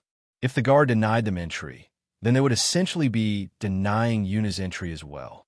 By doing so, the guard would commit a crime equivalent to treason. So, they quickly dispersed, afraid that they would get into more trouble. See, there's no problem. You can cross the mountains with us, Yuna said with a smile. The Komodos were amazed. They had never seen a guard act like this just because they heard someone's last name. They thanked Yuna, almost crying as they did so. Since they were joining Yuna's escort, they didn't have to walk all the way there. This dramatically lessened the hazards in the mountain ranges, especially since Yuna had a lot of help with her. They shared stories during the trip, with the demi-humans under Yuna's employ telling the story about how Yuna turned their lives around and gave them a home. Yuna also listened to the Komodos' story and felt sorry for them. She offered to take them in and pay them a decent salary, but the Komodos refused. They didn't want to stay in the Queen's region anymore. We want to reconnect with our homelands and hopefully find our pride, the previous source of strength of our ancestors. That is why we want to go back to the parched lands. How about you, Miss Yuna? Why do you want to go to the King's region? Yuna tucked her black hair behind her ears. I'm here to find my fiancé, she said. His name is Michael. Michael Vanderbilt.